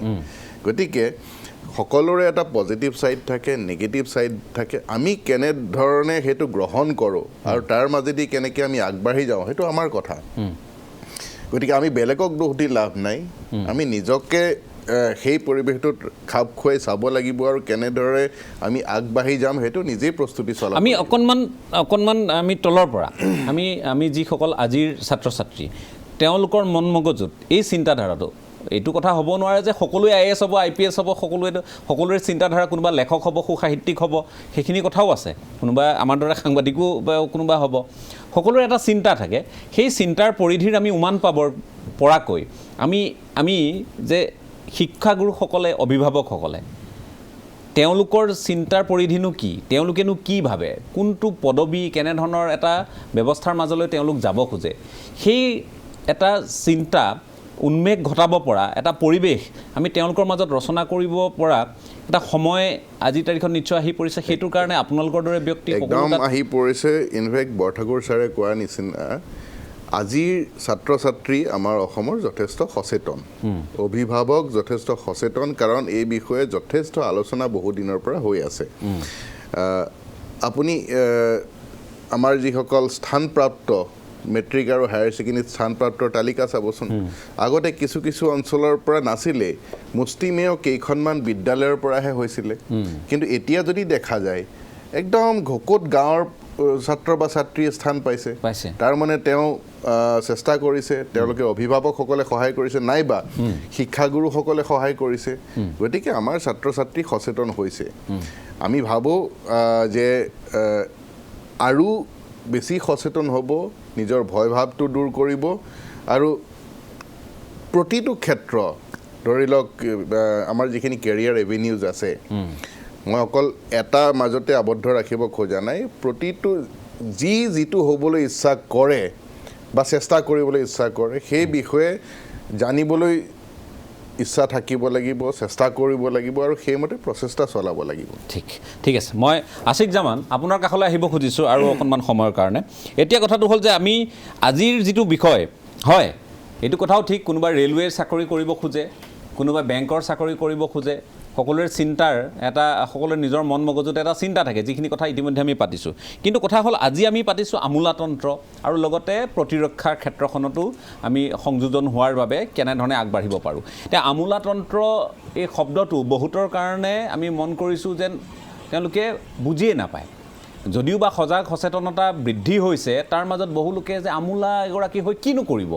আমোলা এগৰাকী হৈ তেওঁ কি ভূমিকা পালন কৰিব তেওঁৰ পৰা সমাজখনৰ কি উত্তৰণ হ'ব এই কথাবোৰ বহু লোকে ক'বলৈ ভাল যে ঠিক আছে কোনোবাই দেখিলে যে মানুহগৰাকী এগৰাকী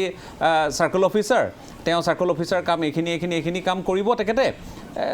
গ'ল আহিলে, কিন্তু তেওঁনো কেনেকৈ চাৰ্কেল অফিচাৰ হ'ল, তেওঁনো কেনেকৈ SDO চিভিল হ'ল, তেওঁনো কেনেকৈ সেই জিলাখনৰ SP হ'লগৈ, কোনোবা এজন DC হ'লগৈ, এই কথাবোৰ ফঁহিয়াই চোৱাৰ অৱকাশ বহুতৰ নাথাকে।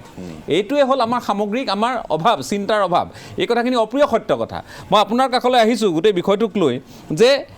আমোলাতন্ত্ৰনো কি, এই চিন্তাটো কেনেধৰণে ৰাইজৰ মাজলৈ অধিক প্ৰসাৰিত কৰিব পৰা যায়। কাৰণ এই ব্যৱস্থাটোৱে আমাক চৰকাৰ আহিব যাব, মন্ত্ৰী হ'ব, আজি কোনোবা মন্ত্ৰী কাইলৈ তেওঁ গৈ আকৌ বিধায়ক, হয়তো পৰহিলৈ তেওঁ নহ'বও পাৰে নিৰ্বাচিত। এই 5 বছৰীয়া এইটো এটা কণ্টিনিউৱাছ প্ৰচেছৰ মাজত চলি থাকে, কোনোবা আহে কোনোবা যায়। কিন্তু এই আমোলাসকল থাকি যাব। ৰঙা ফিটাৰ এই মেৰপেজটো তেওঁলোকেই খুলিব, চহী তেওঁলোকেই কৰিব, আঁচনি তেওঁলোকেই কাৰ্যকৰী কৰিব। এই চিন্তাটো মানুহৰ মগজলৈ বা মানুহৰ চিন্তাৰ মাজলৈ কিদৰে নিব পাৰি, অকণমান আপোনাৰ পৰা এটা মই এই ক্ষেত্ৰত মতামত বিচাৰিছোঁ।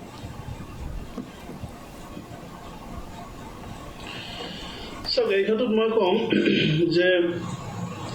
ৰাষ্ট্ৰযন্ত্ৰৰ ভিতৰত এক্সিকিউটিভ এটা বহুত উল্লেখযোগ্য এটা পাৰ্ট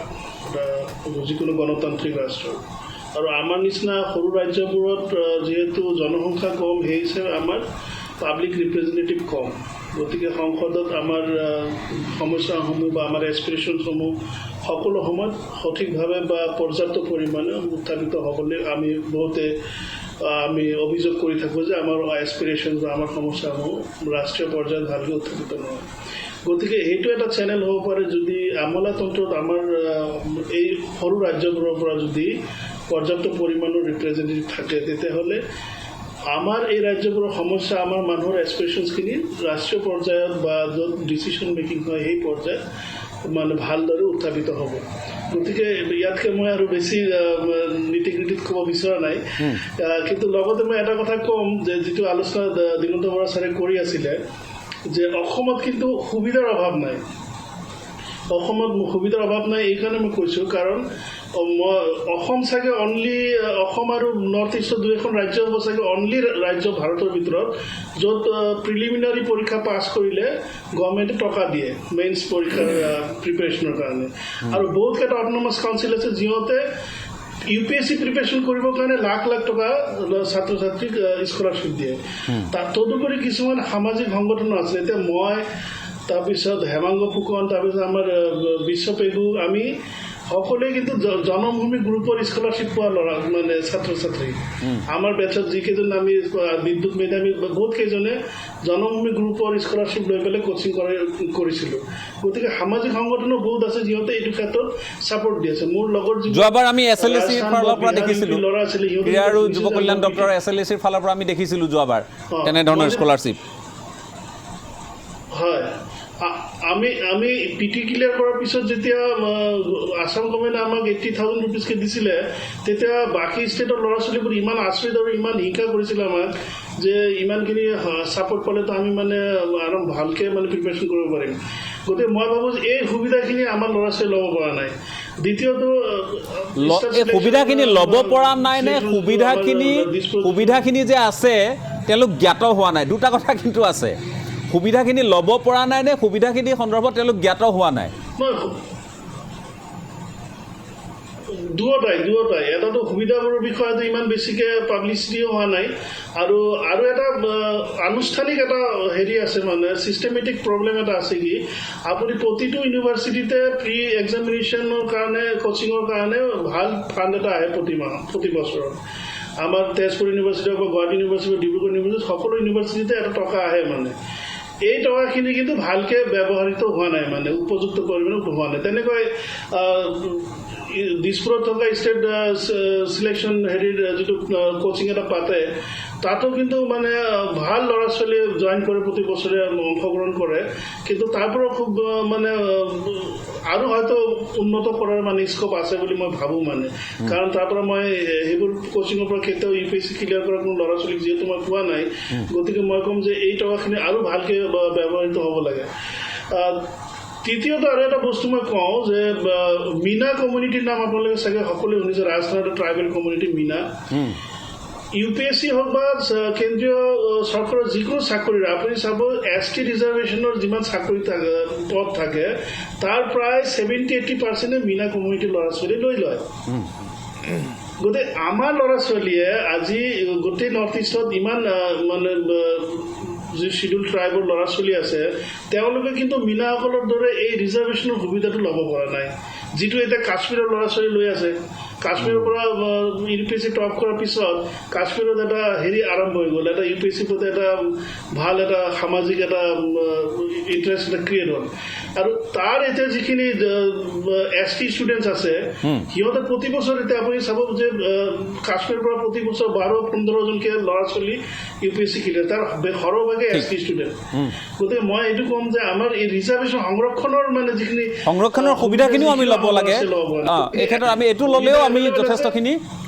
যথেষ্টখিনি আমি আগবাঢ়িব পাৰিম সংৰক্ষণৰ য'ত য'ত সুবিধা আছে বাকীসকলৰ কথা আছেই ঠিক আছে মই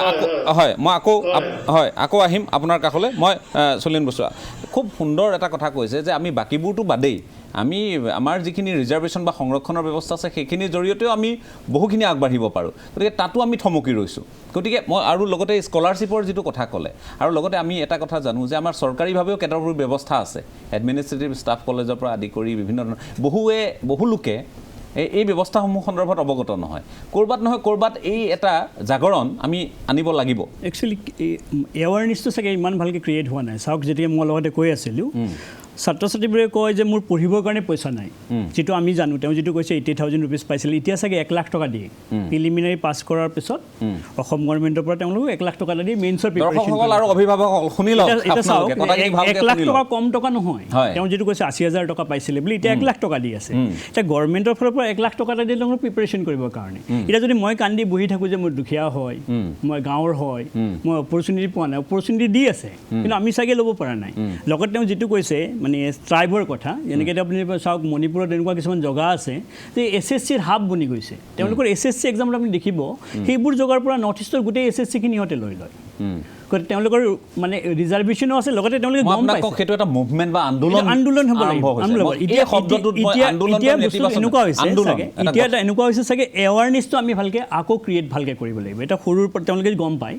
দিগন্ত বৰা ছাৰে কোৱাৰ দৰে এনেকুৱা নহয় APSC বা UPSC নহয় এতিয়া যিকোনো এটা চেণ্ট্ৰেল গভৰ্ণমেণ্টৰ জব বা কেনেকুৱা কি এক্সাম দিলে কি হয় কেনেকৈ হ'ব কেনেকৈ মই যাম এই এৱাৰনেছ ক'ত স্কলাৰশ্বিপ পাম কাৰণ তেওঁলোকে বহুতে গম নাপায় এতিয়াও কিন্তু বহুতে গম নাপায় যে মই যে কৈ আছোঁ 1 লাখ টকা প্ৰিলিমিনাৰী এনেকুৱা মই ষ্টুডেণ্ট পাইছোঁ প্ৰিলিমিনাৰী ক্ৰেক কৰাৰ পিছত গম পাইছে যে মই 1 লাখ টকা পাম তাৰ আগত গম পোৱা নাই যে মই এটা গভৰ্ণমেণ্ট বা হয়তো নোপোৱাকৈ আগবাঢ়ি গতিকে আমি এনেকৈ সদায় কৈ থাকিব নোৱাৰোঁ যে চৰকাৰে একো কৰা নাই চৰকাৰে কৰি আছে কিন্তু কি হৈছে চাগে এইখিনি মানুহে ভালকৈ ছাত্ৰ ছাত্ৰীসকলে ল'ব পৰা নাই তেওঁলোকে বহুতেই নাজানে তেনেহ'লে আমি যে এই বিজ্ঞাপনবোৰ দেখোঁ যে চৰকাৰে এইটো আঁচনি বৰ হৰফেৰে আমি যেতিয়া বিজ্ঞাপন দেখোঁ জনসংযোগৰ ফালৰ পৰা বা আন বিভাগৰ মই ভাবোঁ যে এইটোতো এটা আমি গঠনমূলকভাৱে কৈছোঁ এটা বৃহৎ আকাৰত এটা চলাব পাৰে লগতে আমি তেওঁ যিটো কৈছে মই ইউনিভাৰ্চিটিৰ কথা মই আগুৱাই আহিছোঁ যিহেতু এইবোৰৰ লগত মই জড়িত যে প্ৰত্যেক ইউনিভাৰ্চিটিত এটা চেল আছে কম্পিটিটিভ এক্সামৰ প্ৰিপাৰেশ্যন কৰাবৰ কাৰণে কিন্তু তেওঁলোকৰ ফালৰ পৰা ইমান যেনেকুৱা এৱাৰনেছ এটা ক্ৰিয়েট কৰিব লাগে সাপোজ UPSCৰ আগত 3 মাহ 4 মাহ ক্লাছ কৰি দি UPSC ক্ৰেক কৰিব নোৱাৰে এনেকুৱা নহয় যে 3 মাহ মই ক্লাছ কৰাই দিলোঁ পৰীক্ষাৰ আগত তেওঁ যে UPSC বা APSC দিবগৈ তেতিয়া নহ'বগৈ এটা বেছিক ষ্ট্ৰাকচাৰ্ছ এটা লাগিব প্ৰথমৰ পৰা কৰিব লাগিব তেওঁলোকে গম পাব লাগিব কেনেকৈ কৰিম আৰু যিটো ফাণ্ডৰ ইউজৰ কথা কৈছে চাগে এইটো হয় ইউনিভাৰ্চিটিবোৰত ফাণ্ড বহুত থাকে কম্পিটিটিভ এক্সামৰ কাৰণে কিন্তু ইউজ কেনেকৈ হৈছেগৈ কাৰণ ইউজ যেতিয়া হ'ব তেতিয়া মানুহৰ মাজত যাবগৈ আৰু যদি কালি এটা মই ফেচিলিটিছ পাইছোঁ মই আপোনাক ক'ম আপুনি আৰু এজনক ক'ব সেনেকৈ এটা চেইন এটা ক্ৰিয়েট হ'ব যিহেতু কোনো পোৱা নাই বা যদি পাইছে যদি এইটো লিমিটেড হৈ আছে গতিকে মানুহৰ মাজত যোৱা নাই সেইকাৰণে চাগে যদি গভৰ্ণমেণ্টৰ ফালৰ পৰা কৰি থকা হৈছে এই চেনেলখিনি আকৌ অলপ বেটাৰ কৰিব লাগিব যেন মানুহৰ মাজত গৈ পাইছে এৱাৰনেছ যেনেকৈ এই বছৰ যদি গভৰ্ণমেণ্টে কয় যে ইমানটা ল'ৰাই প্ৰিলিমিনাৰী ক্লিয়াৰ কৰিছিল ইমান পইচা আমি তেওঁলোকক দিলোঁ সেই নিউজটো ক্ৰিয়েট কৰিব লাগিব যে তেওঁলোকে যদি মই পোৱাৰ পিছত যদি অকল ময়ে গম পাওঁ নহ'ব তেতিয়া পাৰিব লাগিব তেতিয়া তেওঁ মটিভেট হ'ব যে এনেকুৱা নহয় কাৰণ মানুহে মই এইটো বস্তু দেখিছোঁ এজন প্ৰশিক্ষক হিচাপে মই কওঁ মানুহে এইটো কয় কিন্তু যে মই দুখীয়া হয় মই গাঁৱৰ হয় মইনো ক'ত তেওঁলোকৰ পেৰেণ্টছবোৰে ভাবে যে দুখীয়া হয় গাঁৱৰ হয় আমিনো ক'ত পাৰিম মোৰ ল'ৰাইনো ক'ত পাৰিম বেলেগ চাকৰি এটা সৰু সুৰা যোগাৰ এটা কৰোঁ নেকি তাৰ ড্ৰিমটো থাকে কিন্তু পেৰেণ্টছে চাগে ভাবে যে ইটো ক'ত পাৰিব গতিকে ঘৰ চলিবৰ কাৰণে আমি এটা সৰু জব এটা যোগাৰ কৰোঁ গতিকে এৱাৰনেছখিনি চাগে আৰু অলপ পজিটিভলি ক্ৰিয়েট কৰিব লাগিব হয় মই আপোনাৰ কাষলৈ আহিছোঁ এই বিষয়টোতে যে আমি সজাগতাটো লাগিব মানুহৰ মাজত এই কথাবোৰক লৈ মই অকণমান সজাগতাটো লাগিব মানে হৈছে বা আপোনালোকে কি কৰি আছে মানে মই যিমানটো দেখিছোঁ মই যোৱা 2-3 বছৰৰ পৰা আছোঁ এইটো চ' কিছুমানৰ আছে এতিয়া ধৰি লওক গুৱাহাটীত আছে বা অভাৰঅল এটা আছে বাট যোনখিনি এটা নীতি গীতি কয় ন যোনখিনি ডিটেইলিঙত যোনখিনি এটা দৰকাৰ য'ত ধৰি লওক অলপ কি হয় কি এটা যিমান গাইডেঞ্চটো ভাল পাব সিমানে প্ৰিপেৰেশ্যন ষ্ট্ৰেটেজিটো ষ্টাৰ্টিঙৰ পৰাই ভাল হ'ব সেই বস্তুটোত মই ভাবোঁ যে আৰু আমি ভিতৰলৈ পেনিট্ৰেট কৰিব লাগিব আমি আৰু সৰু সৰু টাউনবোৰত আমি বাকী অঞ্চলবোৰত সেই বস্তুটো আমি মানে এৱেৰনেছ ক্ৰিয়েট কৰিব লাগিব সেইখিনি গোটেই প্লেনিং মানে গোটেই প্ৰিপেৰেশ্যনৰ প্লেনিংটো কেনেকৈ কৰা যায় কেনেকৈ কি কৰিব গোটেই অভাৰঅল গোটেই মানে চাৰ্কামষ্টেঞ্চটো চাই পিনি চ' সেইটো আছে আৰু এটা মানে মই ভাবোঁ যে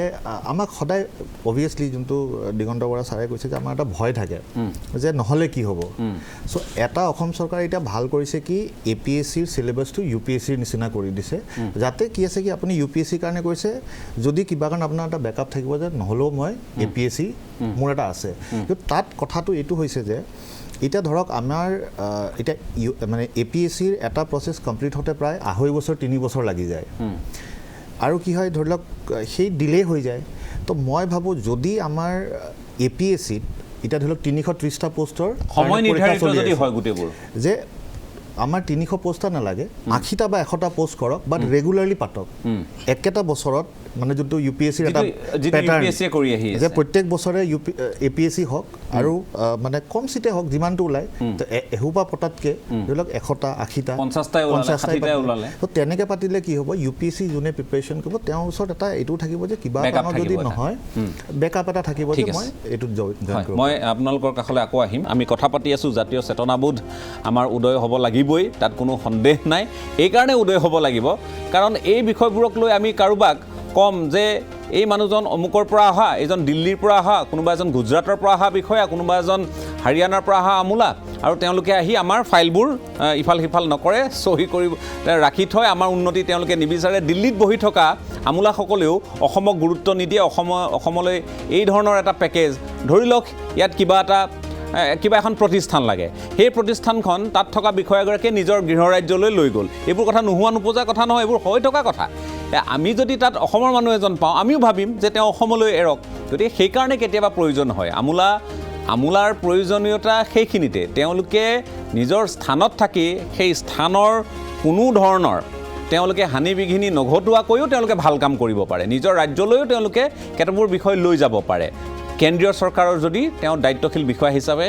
তেওঁলোক সেই সময়ত নিয়োজিত হৈ থাকে এনেধৰণৰ বহু কথা আছে যিবোৰ কথা আমি সহজে বুজাব পৰা নাই আৰু বুজাব নোৱাৰাটোতে সমস্যা আজি এগৰাকীও অসমীয়াই তেওঁলোক আজি ব্ৰিগেডিয়াৰ হৈছে কোনোবা এগৰাকী আজি তাতকৈও শীৰ্ষ পদবীলৈ গৈছে এইখিনি আমি দেখিছোঁ কিন্তু আজিৰ তাৰিখত যে ভাৰতীয় সেনাৰ যিগৰাকী চিফ বুলি কওঁ প্ৰমুখ বুলি কওঁ সেই পদবীত আমি অসমীয়া দেখা নাই গতিকে এনেধৰণৰ কথা বতৰাবোৰো আছে আমি কেতিয়াবা আমাৰো ইচ্ছা হয় অসমীয়া হিচাপে কাৰণ আমি কৈছোঁৱেই যে প্ৰত্যেকটো জাতিৰে ভাৰতবৰ্ষৰ প্ৰত্যেকটো জাতি জনগোষ্ঠীৰ সেই অধিকাৰ আছে আৰু যদিহে তেনে ব্যক্তি থাকে সেই ব্যক্তিক সেই আসনলৈ আৰোহণ কৰাটো প্ৰত্যেকটো জাতি জনগোষ্ঠীয়ে বিচাৰিব প্ৰত্যেকখন ৰাজ্যই বিচাৰিব আৰু বিচৰাটো কোনো এখন ৰাজ্যৰ কোনো এটা জনগোষ্ঠীৰ বা জাতিৰ ভুল হ'ব নোৱাৰে গতিকে সংবিধানে সেইখিনি অধিকাৰ আমাক দিছে মই শেষত আহিব খুজিছোঁ এই গোটেই বিষয়টো সন্দৰ্ভত ৰঞ্জিত বৰঠাকুৰ ডাঙৰীয়া আপোনাৰ কাষলৈ আহিব খুজিছোঁ আমি সামগ্ৰিকভাৱে বহু কথা পাতিছোঁ আপুনি শেষত কি পৰামৰ্শ আগবঢ়াব মই দুটামান কথা ক'ব বিচাৰিছোঁ সামৰিক বাহিনী হৈ পেলাই ক'ব বিচাৰিছোঁ আপুনি যদি গুৱাহাটীতে কম এটা এক্সাম্পল দিওঁ উজান বজাৰৰ পৰা চানমাৰিলৈ যায় কমচে কম 10টা বা 15টা ইনষ্টিটিউট পাবা APSC IAS একাডেমি বুলি কিন্তু আমাৰ ডিফেন্সৰ এটা ইনষ্টিটিউট নাই ডিফেন্সৰ বিষয়ে সজাগতাটো কম আৰু ডিফেন্স বুলিলে মই অকল আৰ্মি কথা কোৱা নাই 13টামান পেৰামিলিটাৰী ফ'ৰ্চ আছে সেইখিনিও ইকুৱেলি ভাল এয়াৰফ'ৰ্চ আছে বহুতখিনি ডিফেন্স ইনষ্টিটিউট আছে এয়াৰফ'ৰ্চ আছে চিভিল ইনষ্টিটিউট আছে ইঞ্জিনিয়াৰ ছাৰ্ভিচ আছে DRDO আছে বহুতখিনি আছে সেইকাৰণে মোৰ এটাই ৰিকুৱেষ্ট যদি আমি অলপতে ইনফেক্ট গভৰ্ণমেণ্টক লগত কথা পাতিছোঁ কি আমাক এটা ট্ৰেইনিং ইনষ্টিটিউট ইয়াত বনোৱাত সহায় কৰিব লাগে কাৰণ ইয়াত অকল আৰ্মিৰ কাৰণে নহয় সকলোৰে কাৰণে কৰিম APSC UPSC যিমান পাৰোঁ আৰু বাট পাৰ্টিকুলাৰলি আৰ্ম ফ'ৰ্চেছৰ কাৰণে আৰ্মি CRPF এয়াৰফ'ৰ্চ সকলোৰে কাৰণে সেইখিনি যদি আমি পাওঁ কাৰণ এতিয়া কি হৈছে অসমত বহুত ৰিটায়াৰ্ড বিষয়া আহি গৈছে তাৰমানে তেওঁলোকে কাম কৰি তেওঁলোকে ইয়াত গুৱাহাটীতে মেক্সিমাম আছে তেওঁলোকে ৰেডি আছে হেল্প কৰিবৰ কাৰণে কিন্তু আমি ইনফ্ৰাষ্ট্ৰাকচাৰটো ক্ৰিয়েট কৰিব পৰা নাই মোৰ এটা ৰিকুৱেষ্ট আছে যদি চৰকাৰে আমাক আৰু অলপমান সহায় কৰে আমি কথা পাতি আছোঁ হ'ব বুলি কৈছে ইন কেছ চৰকাৰে নকৰে তেনেহ'লে মোৰ আৰু এটা ৰিকুৱেষ্ট আছে কোনোবা যদি উইলিংলি কৰে কোনোবা ইয়াত যেনেকৈ কোচিং ইনষ্টিটিউট খুলিছে ACSৰ কাৰণে বা হেৰিৰ কাৰণে ডিফেন্সৰ কাৰণে এটা খোলক মই বাকীখিনি আমি যিখিনি ফেকাল্টি বা বাকীখিনি ইনফ্ৰাষ্ট্ৰাকচাৰ আমি দিম দ্বিতীয় কথা এটা মই ক'ব খুজিছোঁ সেই যিটো শ্ৰী দিগন্তবাই খুব ভালকৈ কৈছে তেওঁ খুব বেয়া টাইমতে সেইখিনি সময়তে কটন কলেজৰ পৰা ওলাই ভাল কৰিলে ঠিক তেনেকুৱা আজি মণিপুৰ আৰু শ্ৰীনগৰ জম্মু এণ্ড কাশ্মীৰ ৰিজাল্টটো খুব ভাল মণিপুৰৰ ক্লিয়াৰ কি হ'ল এতিয়া মানে লাষ্ট 10-15 ইয়াৰ্ছত ছাৰ্ভাইভেল অফ দ্য ফিটেষ্ট কি ইয়াত থাকিলে একো নহয় ওলাই যাওঁ সেইকাৰণে আপুনি মণিপুৰ চবতে পাব আৰ্ম ফ'ৰ্চেছত 1000তকৈ বেছি আছে গেমছত আছে সকলোতে IASত আছে ঠিক তেনেকৈ ফিলিংটো আমি যিটো আন্দোলন কৰিছে সেইটো আনিব লাগিব এসময়ত কোটাত গৈছিলে মেডিকেল বুলি ক'লে কোটা চেণ্টাৰ হৈছিল ঠিক তেনেকুৱা এটা ফিলিং যদি আমি এনাৰ্জাইজ কৰি আনিব পাৰোঁ তেতিয়া ডেফিনেটলি আমি আগবাঢ়িব পাৰিম এইবাৰ মই এইটোৱে কৈছোঁ আমি ডিফেন্সৰ কাৰণে মই সকলোকে ৰিকুৱেষ্ট কৰিছোঁ আৰু অলপমান আমাক সহায় কৰক হেল্প কৰক বহুতখিনি মানুহ আমি আপোনালোকৰ অভিজ্ঞতা আছে অভিজ্ঞতাখিনি কামত আহিব ৰেডি হৈ আছোঁ হয় আপোনালোকৰ অভিজ্ঞতাখিনি কামত আহিব সেইটো আমি বিচাৰি আছোঁ সেইটো কথাই কৈ আছোঁ আমাৰ এতিয়া ইয়াত গোটেই 90% ভাবে কি ডিফেন্সত যাবলৈ অকল সৈনিক স্কুলত যাবলৈ সেইটো একেবাৰে ভুল কথা আমি ডন বস্কৰ পৰা ল'ৰা গৈছে ইটোৰ পৰা ল'ৰা গৈছে আমি সেই আৰু অলপমান এৰেঞ্জ কৰিব লাগিব ঠিক তেনেকৈ আমি এতিয়া ছাত্ৰীবোৰক যেতিয়া এলাউ কৰিছে ছোৱালীক আমি কৈ পেলাই আমি নিজে নিজেতো ইণ্ডিভিজুৱেল কেপাচিটিত কৰিছোঁ কিন্তু অৰ্গেনাইজ হৈ আমি কৰিব পৰা নাই সেইখিনি যদি চৰকাৰ বা এডমিনিষ্ট্ৰেশ্যনে আমাক সহায় কৰে আমাৰ কাৰণে বহুত সুবিধা হ'ব ধন্যবাদ জনাইছোঁ আপোনাক এইখিনি সময় দিয়াৰ কাৰণে মই দিগন্ত বৰা ডাঙৰীয়া শেষত এই গোটেই আলোচনাটোৰ মই থোৰতে ক'ব বিচাৰিছোঁ আপুনি কোৱাৰ নিচিনাকৈ এটা আন্দোলন হওক সেই আন্দোলনটো বেলেগ একো নহয় সেই আন্দোলনটো আৰম্ভ হওক আমাৰ অভিভাৱকসকলৰ পৰা আৰু আমাৰ শিক্ষাগুৰুসকলৰ পৰা একদম প্ৰাথমিক পৰ্যায়ৰ পৰা যে তেওঁলোকে ছাত্ৰ ছাত্ৰীক এইটো বুজাই দিয়ক যে আগলৈ জীৱনত কি হ'ব পাৰি আৰু কোনফালে গ'লেনো কি ধৰণে চাকৰি কৰিব পাৰে বা কোনটো লাইনত গ'লে জীৱনত কি ধৰণে প্ৰতিষ্ঠিত হ'ব পাৰে সেইটো অলপ এটা আভাস দিয়ক আৰু সেইটো অভিভাৱকসকলে দিয়ক শিক্ষাগুৰুসকলে দিয়ক আৰু তাৰ পিছত সেই আভাসটো যেতিয়া পাব এজন ছাত্ৰ বা ছাত্ৰীয়ে পিছৰ জীৱনলৈ তাৰে মাজৰ পৰা আমাৰ ছাত্ৰ ছাত্ৰীসকল ওলাই আহিব যে আমি এইটো কৰিম বা চেষ্টা কৰিম আমাৰ প্ৰথম যিটো ফাউণ্ডেশ্যন সেই ফাউণ্ডেশ্যনতে যদি অকণমান বুজাই দিয়া হয় বুজিব পৰা অৱস্থাত তেতিয়াহ'লে সেইসকলৰ মাজৰ পৰাই আমাৰ ভাল ভাল ল'ৰা ছোৱালী ওলাই আহি তেওঁলোকে প্ৰতিষ্ঠিত হ'ব আৰু সেইটো ডিফেন্সতো হ'ব পাৰে সেইটো আমাৰ প্ৰশাসনীয় লাইনতো হ'ব পাৰে মেডিকেল ইঞ্জিনিয়াৰিং যিকোনো ক্ষেত্ৰত আৰু এই পদ আৰু বিভাগবোৰ গৰিমামণ্ডিত কৰিব পৰা এটা গুণ মানুহৰ গাত থাকিব লাগিব নিজৰ সন্তানক বুজাবলৈ নহয়নে এই কথাখিনিও আহিব লাগিব নিশ্চয় আহিব আৰু এটা মই লগতে কৈ থওঁ যে এটা ইছ্যু ওলাইছিলে যে আমাৰ ইউনিভাৰ্চিটিৰ বহুকেইটা কেৰিয়াৰ কাউন্সেলিং চেণ্টাৰ যিটো UGCৰ ফাণ্ডত চলি থাকে আচলতে প্ৰতিযোগিতামূলক পৰীক্ষা এটা তাত গাইড কৰিবলৈ হ'লে সেই প্ৰতিযোগিতামূলক পৰীক্ষাটোৰ বিষয়ে আইডিয়া থকা এজন ব্যক্তিৰ হতুৱাই কৰিব লাগিব আৰু এই প্ৰতিযোগিতামূলক পৰীক্ষা সদায় কি হয় একাডেমিক ডিছকাশ্যনেৰে নহ'ব আমাৰ উদ্দেশ্যটো কি যে পৰীক্ষাটো যেনেকৈ নহওক পাছ কৰা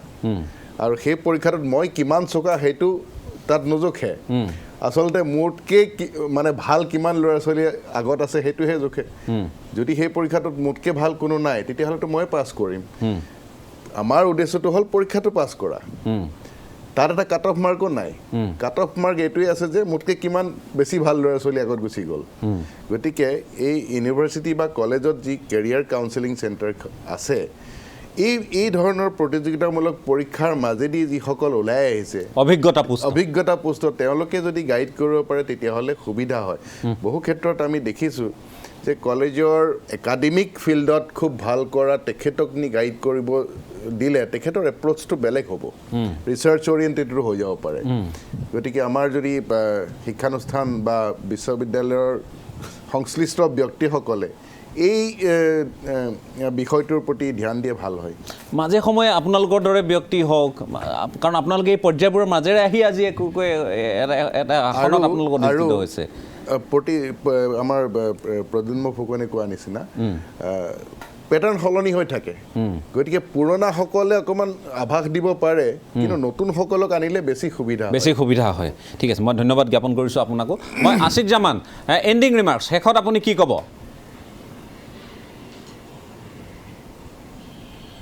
আমি যেতিয়া কলেজত আহিছিলোঁ, যিহেতু আমি গাঁৱলীয়া বেকগ্ৰাউণ্ডৰ পৰা অহা, গতিকে ইমান বেছি আইডিয়া নাছিল কি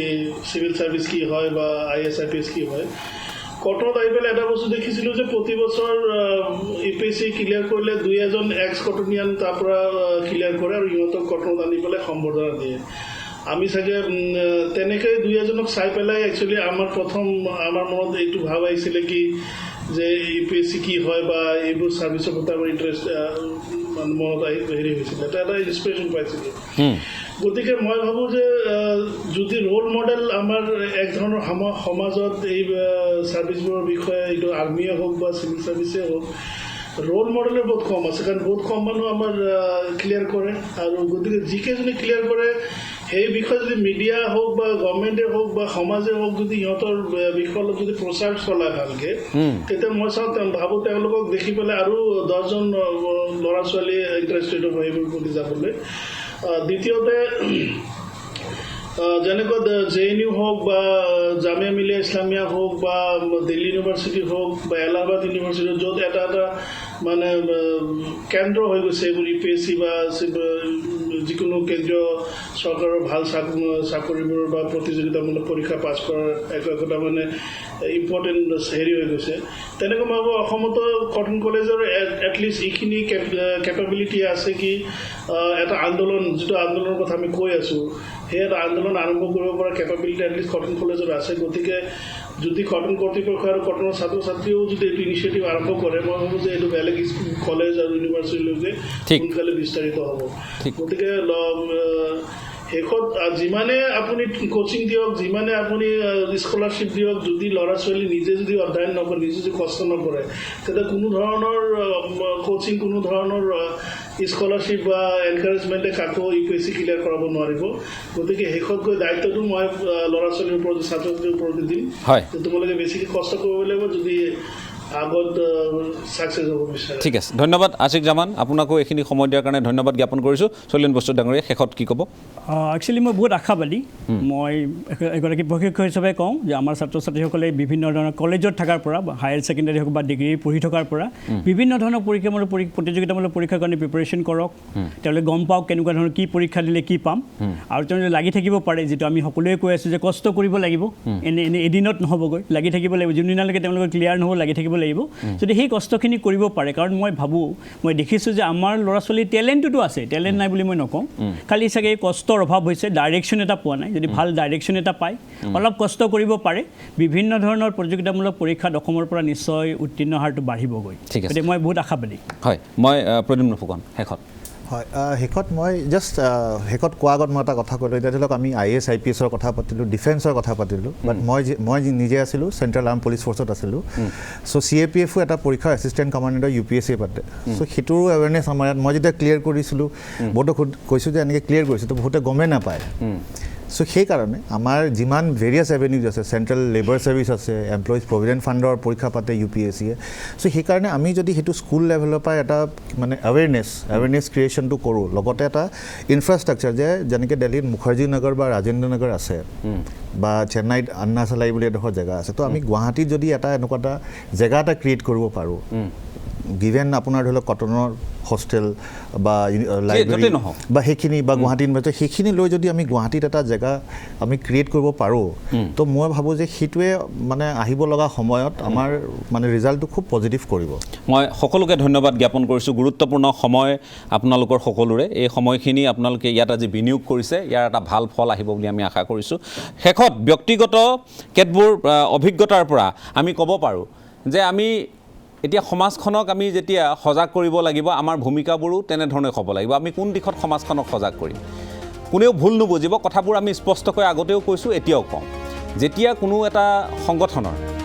ছাত্ৰ সংগঠনৰ হওক জাতীয়তাবাদী সংগঠনৰ বৈঠক ইত্যাদিলৈ তেওঁলোকে কেতিয়াবা আমন্ত্ৰণ জনায়, সভা সমিতিলৈ আমন্ত্ৰণ জনায়। তাত উত্তেজিত ভাষণ শুনো, সংগ্ৰামী সত্তা জীয়াই ৰাখিব লাগিব, এইখিনি ক্ষেত্ৰত চৰকাৰে আমাক মাহীয়াৰ দৃষ্টিৰে চাইছে, এইখিনি কাম আমি কৰিব লাগিব, এইবোৰ কথা কোৱা আমি অলেখ শুনো। এইবোৰ কথা কোৱাৰ প্ৰয়োজনীয়তাও আছে, একেবাৰে আমি নুই কৰা নাই। কিন্তু একে সময়তে আমি এইবোৰ কথা নুশুনো যে আমাৰ এই সমাজখনত এই ছাত্ৰ ছাত্ৰীসকলৰ পৰা যদি কোনোবা IAS IPS হ'ব খোজে, কোনোবা যদি চিকিৎসক হ'ব খোজে, কোনোবা যদি অভিযন্তা হ'ব খোজে, কোনোবা যদি সাংবাদিক হ'ব খোজে, আন কোনোবা যদি শিক্ষক হ'ব খোজে, বিভিন্ন ক্ষেত্ৰত কোনোবা যদি আৰক্ষী হ'ব খোজে, CRPFলৈ যাব খোজে, ডিফেন্সলৈ যাব খোজে, তেওঁলোকে আমাৰ সৈতে যোগাযোগ কৰক। আমি তেওঁলোকৰ ক'ৰবাত প্ৰশিক্ষণ হওক, তেওঁলোকৰ সজাগতা, তেওঁলোকৰ গাইডেন্সৰ কাৰণে আমি ভূমিকা পালন কৰিম। কোনো এখন বৈঠকত এইবোৰ কথা আমি পতা নুশুনো। এই কথাখিনিৰ কাৰণে আমাৰ সমাজখন আগবাঢ়িব পৰা নাই। এই কথাখিনি অপ্ৰিয় সত্য কথা। আমি কথাবোৰ যেতিয়া পাতোঁ, মানুহবোৰৰ মনত ৰেখাপাত কৰিব পৰাকৈ এই কথাবোৰ আমি নাপাতোঁ, এই কথাবোৰ আমি নকওঁ। আমি এই কথাবোৰ ক'লে যেন সেই সভা সমিতিখনৰ গৰিমা হেৰাই যাব, তেনেহে আমি অনুভৱ কৰোঁ। সঁচা কথা, বহু বৈঠকত, বহু এনেধৰণৰ সভা সমিতিত আমি উপস্থিত হৈ সেই অভিজ্ঞতা আমাৰ হৈছে। গতিকে আমি আহ্বান জনাম, ছাত্ৰ সংগঠন হওক, জনগোষ্ঠীয় সংগঠন হওক, তেওঁলোকৰ কথা মানুহে শুনে। তেওঁলোকক কিয় টাৰ্গেট কৰা হৈছে? আজি তেওঁলোকক লক্ষ্য কৰি কিয় কথা কোৱা হৈছে? আজি এষাৰ কথা তেওঁলোকে কোৱাৰ লগে লগে এখন সমাজ আগবাঢ়ি আহে, এটা জনগোষ্ঠী কেতিয়াবা আগবাঢ়ি আহে। তেওঁলোকৰ মুখেৰে এই কথাবোৰ যেতিয়া মানুহে শুনিব, তেওঁলোকৰ এই আহ্বান যেতিয়া মানুহৰ মাজলৈ যাব, তেতিয়া আমি এই পৰিৱৰ্তনটো আশা কৰিব পাৰোঁ। এই পৰিৱৰ্তন আশা কৰিব পাৰোঁ। তেওঁলোকেও তেওঁলোকৰ উত্তৰণৰ ক্ষেত্ৰত, আমোলা সৃষ্টিৰ ক্ষেত্ৰত, সেনা বিষয়া সৃষ্টিৰ ক্ষেত্ৰত, আন ক্ষেত্ৰখনত তেওঁলোক প্ৰসাৰিত হ'ব পৰা, তেওঁলোকৰ কাৰণে নিয়োজনৰ ব্যৱস্থা সৃষ্টি হোৱাৰ ক্ষেত্ৰত ভূমিকা ল'ব পাৰে। এই কথাখিনি আপোনালোকে সকলোৱে মনত ৰাখক, সেইটোৱে আমি আন্তৰিকতাৰে বিচাৰিছোঁ। মই পুনৰবাৰ আটাইকেইগৰাকী পেনেলিষ্টক কৃতজ্ঞতা জ্ঞাপন কৰি আজিৰ পৰ্যবেক্ষণ ইমানতে সামৰণি মাৰিছোঁ। ধন্যবাদ।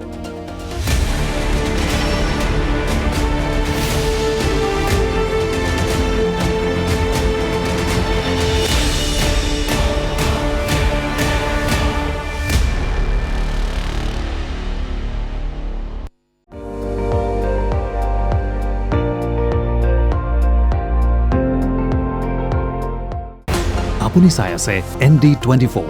সৰ্বশ্ৰেষ্ঠ নহয়, সৰ্বোত্তমৰ দৌৰত।